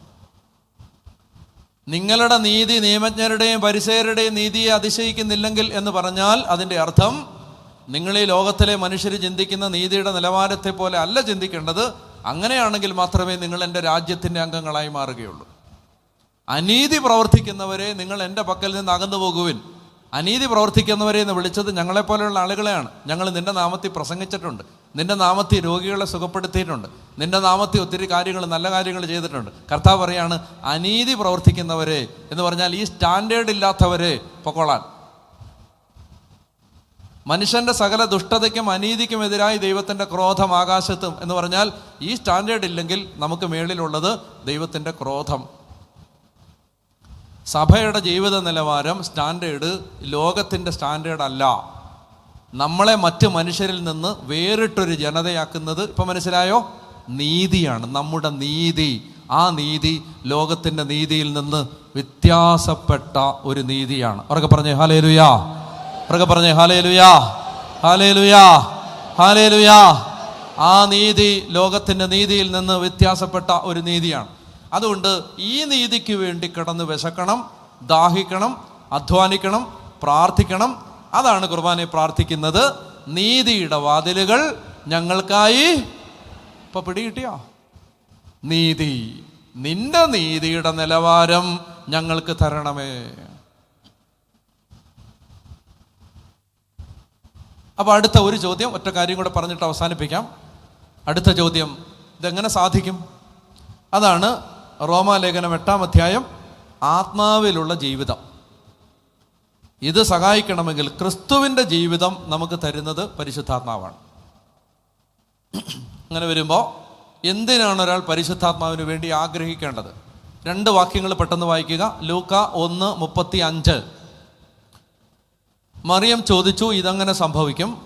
ഞാൻ പുരുഷനെ അറിയുന്നില്ലല്ലോ. ദൂതൻ മറുപടി പറഞ്ഞു, പരിശുദ്ധാത്മാവ് പരിശുദ്ധാത്മാവ് നിന്റെ മേൽ വരും, അത്യുന്നതൻ്റെ ശക്തി നിന്റെ മേൽ. അടുത്ത വാക്യം, ആകയാൽ എന്ന് പറഞ്ഞാൽ, ലിസൺ, ആകയാൽ എന്ന് പറഞ്ഞാൽ പരിശുദ്ധാത്മാവ് നിന്റെ മേൽ വരുമ്പോൾ, അത്യുന്നതൻ്റെ ശക്തി നിന്റെ മേൽ ആവസിക്കുമ്പോൾ ജനിക്കാൻ പോകുന്ന ശിശു ആരാവും? പരിശുദ്ധൻ ദൈവപുത്രൻ. അതായത് പരിശുദ്ധ കന്യകാമാതാവിൻ്റെ മേൽ ഇറങ്ങി വന്ന അത്യുന്നതൻ്റെ ശക്തി 2 റിസൾട്ട് ഉണ്ടാക്കി. ജനിക്കാൻ പോകുന്ന ശിശു ആരായിരുന്നു? പരിശുദ്ധനും. പരിശുദ്ധാത്മാവിൻ്റെ ആത്യന്തികമായ പ്രവൃത്തി ഈ 2 ഡ്യൂട്ടിയാണ്: നമ്മളെ പരിശുദ്ധരാക്കുക, ദൈവമക്കളാക്കുക. പരിശുദ്ധാത്മാവ് നൽകപ്പെടുന്നത് ഈ 2 കാര്യത്തിനാണ് പരമപ്രധാനമായി. നമ്മളെ ഹോളിയാക്കുക, ദൈവത്തിൻ്റെ മക്കളാക്കുക. Holy spirit is the spirit who makes us holy. പരിശുദ്ധരാക്കുന്ന ആത്മാവിൻ്റെ പേരാണ് പരിശുദ്ധാത്മാവ്. അതുകൊണ്ട് ക്രിസ്തുവിൻ്റെ ജീവിതം നയിക്കാൻ നമ്മൾ ആഗ്രഹിക്കുമ്പോൾ പരിശുദ്ധാത്മാവിനോട് പ്രാർത്ഥിക്കണം, പരിശുദ്ധാത്മാവേ, ഈ ജീവിത നിലവാരത്തിൽ ജീവിക്കാൻ എന്നെ സഹായിക്കണമേ. പറഞ്ഞേ ഹല്ലേലൂയ. ഈ ജീവിത നിലവാരത്തിൽ ജീവിക്കാൻ എന്നെ സഹായിക്കണമേ. അപ്പോൾ പരിശുദ്ധാത്മാവ് സഹായിക്കും. ഞാൻ മൂവാറ്റുപുഴ കൺവെൻഷന് കഴിഞ്ഞ 2 ആഴ്ച മുമ്പ് മൂവാറ്റുപുഴ കൺവെൻഷന് ഞാൻ UK നിന്ന് വന്ന ഒരു കുടുംബത്തെ അവരുടെ മുമ്പിൽ പരിചയപ്പെടുത്തിയിരുന്നു. ഒന്ന് പെട്ടെന്ന് ഞാനൊന്ന് പറയാം. ഒരു കുടുംബം, ഭാര്യയും ഭർത്താവും, അവർ 2 പേരും ജീസസ് യൂത്തൊക്കെ ആയിരുന്നു, ഭക്തരായിരുന്നു. ഒത്തിരി ധ്യാനങ്ങളൊക്കെ കൂടി പ്രാർത്ഥിച്ചിട്ടാണ് കുടുംബജീവിതത്തിലേക്ക് പ്രവേശിച്ചത്. കുടുംബജീവിതത്തിൽ കയറി 5 വർഷം കഴിഞ്ഞാണ് ആദ്യത്തെ കുട്ടി ഉണ്ടായത്. ആ കുട്ടി ജനിച്ചു കഴിഞ്ഞപ്പോൾ മാതാപിതാക്കന്മാർ അക്ഷരാർത്ഥത്തിൽ തികച്ചും നിരാശയിലും തകർച്ചയിലുമായി. കാരണം ആ കുട്ടിക്ക് 2 ചെവിയില്ല, അതുപോലെ തന്നെ ചുണ്ട് ഇല്ല, വികൃതമായ ഒരു കുഞ്ഞ്. ഈ കുഞ്ഞിനെയും കൊണ്ട് ഈ നാട്ടിൽ വളരെ അപമാനത്തോടെ ജീവിക്കേണ്ടി വരും എന്ന് മനസ്സിലാക്കി ഒരു തകർന്നില്ല, ദൈവത്തെ വിളിച്ച് പ്രാർത്ഥിച്ചുകൊണ്ടിരുന്നു. അവർ പരിശുദ്ധാത്മാവിനോട് നിരന്തരം പ്രാർത്ഥിച്ചു. കർത്താവ് അവർക്ക് UK പോകാൻ ഒരു വാതിൽ തുറന്നു കൊടുത്തു. UK പോയി. അവിടെ പോയതുകൊണ്ടുള്ള അഡ്വാൻറ്റേജ്, ഈ കുഞ്ഞുങ്ങളെ കുറെ കൂടി അവർക്ക് മെഡിക്കലി കെയർ ചെയ്യാൻ പറ്റി. ഈ കുഞ്ഞിനെ സംസാരിക്കത്തില്ല, ചുണ്ടില്ല, ചെവിയില്ല.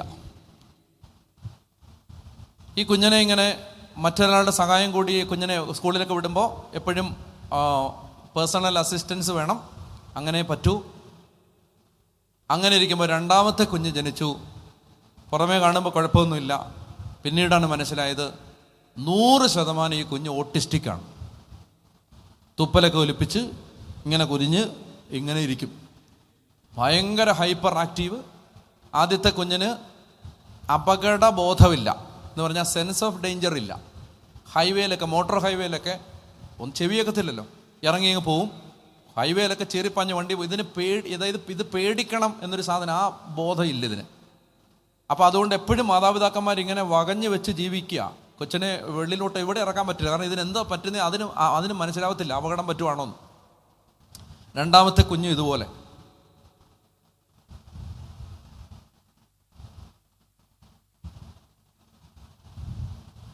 പത്ത് വർഷം ഈ കുഞ്ഞുങ്ങളെയും കൊണ്ട് പുറത്തെങ്ങും പോകാൻ പറ്റാതെ അടച്ചിട്ടിരുന്ന് ഈ മനുഷ്യർ വിശ്വാസം നഷ്ടപ്പെടാതെ പരിശുദ്ധാത്മാവിനോട് പ്രാർത്ഥിച്ചുകൊണ്ടേ. എന്നോട് അവർ പറഞ്ഞു, ഏതാണ്ട് 22 or 25 വചനങ്ങൾ ഉച്ചരിച്ച് ആ അമ്മയും അപ്പനും ഇങ്ങനെ പ്രാർത്ഥിക്കും. എൻ്റെ മകൻ തോമസിനെയും എൻ്റെ മകൻ ജോഷുവായെയും കർത്താവേ, യേശുക്രിസ്തുവിൻ്റെ മഹത്വത്തിനായി, കർത്താവിൻ്റെ സുവിശേഷ വേലയ്ക്കായി സുഖപ്പെടുത്തണമേ. എൻ്റെ കുഞ്ഞുങ്ങളെ സുഖപ്പെടുത്തേണ്ടത് യേശുവിൻ്റെ മഹത്വത്തിന്, കർത്താവിനെ സാക്ഷ്യപ്പെടുത്താൻ, ലോക സുവിശേഷ വേലയ്ക്കായി എൻ്റെ കുഞ്ഞുങ്ങളെ സുഖപ്പെടുത്തണം. പ്രാർത്ഥിച്ചുകൊണ്ടേയിരുന്നു. 9 സർജറി ചെയ്ത് ആദ്യത്തെ കുട്ടിക്ക് ചെവി വെച്ച് പിടിപ്പിച്ചു. ചെവിയില്ല, ഇവിടെ ഒരു കേൾക്കാനുള്ള സാധനം തലയോട്ടിയോട് ചേർന്ന് ഫിക്സ് ചെയ്തു. ചുണ്ടൊക്കെ ശരിയാക്കി. എങ്കിലും പരസഹായം വേണം. പഠിക്കാൻ വിട്ടു. രണ്ടാമത്തെ കുട്ടിയും പഠിക്കാൻ വിട്ടു. 1-to-1 അസിസ്റ്റൻസ് കൊടുക്കണം. എപ്പോഴും സ്കൂളിൽ നിന്നൊക്കെ പരാതി. പക്ഷെ പ്രാർത്ഥിച്ചുകൊണ്ടേയിരുന്നു. പരിശുദ്ധാത്മാവേ എൻ്റെ കുഞ്ഞുങ്ങളിൽ നിറയണേ, എൻ്റെ കുഞ്ഞുങ്ങളിൽ നിറയണേ, എൻ്റെ കുഞ്ഞുങ്ങളിൽ നിറയണേ. ആദ്യത്തെ കുട്ടി വളരെ വേഗം പിക്കപ്പ് ചെയ്ത് വരാൻ തുടങ്ങി. അവൻ വളരെയധികം മെച്ചപ്പെട്ടവനായി. അവൻ അപകടം എന്താണെന്ന് മനസ്സിലാവാൻ തുടങ്ങി. ചുരുക്കി പറയാൻ അവൻ പോർച്ചുഗലിൽ മാർപ്പാപ്പ വന്നപ്പോൾ വേൾഡ് യൂത്ത് ഡേക്ക് ഇംഗ്ലണ്ടിൽ നിന്ന് തന്നെ പോയി 20 ദിവസം അവിടെ ആ ശുശ്രൂഷയെ പങ്കെടുത്തിട്ട് തിരിച്ചു വന്നു. അവൻ പഠിക്കുന്നു. 25ാമത്തെ ബർത്ത്ഡേ ആഘോഷിച്ചത് മൂവാറ്റുപുഴ കൺവെൻഷൻ അവിടെ വെച്ചാണ്. 25 വയസ്സായി. അവൻ്റെ കാര്യം നോക്കാൻ അറിയാം. ജോലി ചെയ്യാൻ പ്രാപ്തനാണ്. ജോലിയുണ്ട്. രണ്ടാമത്തവൻ സ്കൂളിൽ നിന്ന് എന്തോ ഇങ്ങനെ കുത്തിക്കുറിക്കുന്നു എന്ന് ടീച്ചേഴ്സ് ഒരു എഴുത്ത് കൊടുത്തു വിട്ടു. എഴുതിയത് എന്താണെന്ന് കൊടുത്തു വിടാമെന്ന് ചോദിച്ചു. എഴുതിയത് തിരിച്ചു കൊടുത്തു വിട്ടപ്പോൾ അതിനകത്ത് ഇംഗ്ലണ്ടിൽ ജനിച്ചു വളർന്ന ഈ കുട്ടി മലയാളം പറയാത്ത, മലയാളം പോയിട്ട് ഓട്ടിസ്റ്റായ കുട്ടി, ഒന്ന് വളരെ ചുരുക്കമായിട്ട് കുറച്ച് വേർഡ്സ് മാത്രം അമ്മ ചോദിച്ചാൽ ഇംഗ്ലീഷിൽ പറയും. അതാണ് അവൻ്റെ ആകെയുള്ള കോൺവെർസേഷൻ. ആ കുട്ടി മലയാളത്തിൽ എഴുതിയിരിക്കുന്നു, എൻ്റെ അൽഫോൻസാമ്മേ, മലയാളത്തിൽ. എൻ്റെ ദൈവമേ, ഈ കുഞ്ഞങ്ങനെ മലയാളം പഠിച്ചു എന്ന് അത്ഭുതപ്പെടുമ്പോൾ അവനിങ്ങനെ കയ്യിലൊരു ബൈബിൾ എടുത്തു വെച്ച് ഇങ്ങനെ വായിച്ചുകൊണ്ടേയിരിക്കും. ബൈബിള് വായിച്ചുകൊണ്ടേയിരിക്കാം. ഞാൻ ചുരുക്കി പറയട്ടെ, നിങ്ങൾ വിശ്വസിക്കത്തില്ല. എപ്പോഴെങ്കിലും ഒരു യൂട്യൂബിൽ ഒരു വീഡിയോ ഇട്ടേക്കാം. ഇവൻ്റെ ടെസ്റ്റിമണി ഞാൻ ഷൂട്ട് ചെയ്ത് വെച്ചിട്ടുണ്ട്. വിശ്വസിക്കത്തില്ല ആര് പറഞ്ഞാൽ. ഈ ഓട്ടിസ്റ്റിക്കായ കുട്ടിക്ക് ഉൽപ്പത്തി മുതൽ വെളിപാട് വരെ മലയാളത്തിൽ ബൈബിൾ കാണാതറിയാം. നിങ്ങൾ വിശ്വസിക്കത്തില്ല. ആഫ്രിക്കയിൽ ഞാൻ ശുശ്രൂഷ ചെയ്യുമ്പോൾ ഞാൻ കാണുകയാണ്, ഓട്ടിസ്റ്റിക്കായ കുഞ്ഞിൻ്റെ മുമ്പിൽ ആഫ്രിക്കക്കാർ ക്യൂ നിൽക്കുകയാണ് വചനം എഴുതി കിട്ടാൻ വേണ്ടി. ഏത് ഭാഷയിൽ, ഇംഗ്ലീഷ് മലയാളം എഴുതി കൊടുക്കും, മലയാളത്തിലും വചനം എഴുതി കൊടുക്കും. 5-6 വചനം എഴുതി കൊടുക്കും. ഏത് വചനമാണ് എഴുതുന്നത് കറക്റ്റ് അത് നമ്മുടെ ജീവിതമായിരിക്കും. ഇവൻ എവിടെ ഈ വചന, ഇവനിങ്ങനെ എപ്പോഴും ബൈബിൾ വായിച്ചുകൊണ്ടിരിക്കുന്നതാണ്.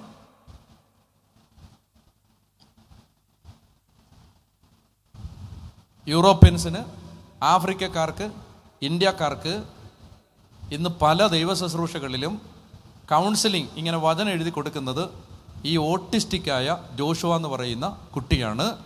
ലോക സുവിശേഷ വേലയ്ക്ക് വേണ്ടി ഈ അപ്പനെയും അമ്മയെയും ഈ മൂത്ത മകനെയും ഇളയ മകനെയും ദൈവം തിരഞ്ഞെടുത്ത് മാറ്റി നിർത്തി 25 രാജ്യങ്ങളിൽ പോയി ഇതിനോടകം അവർ യേശുവിൻ്റെ ശുശ്രൂഷ ചെയ്തു കഴിഞ്ഞു.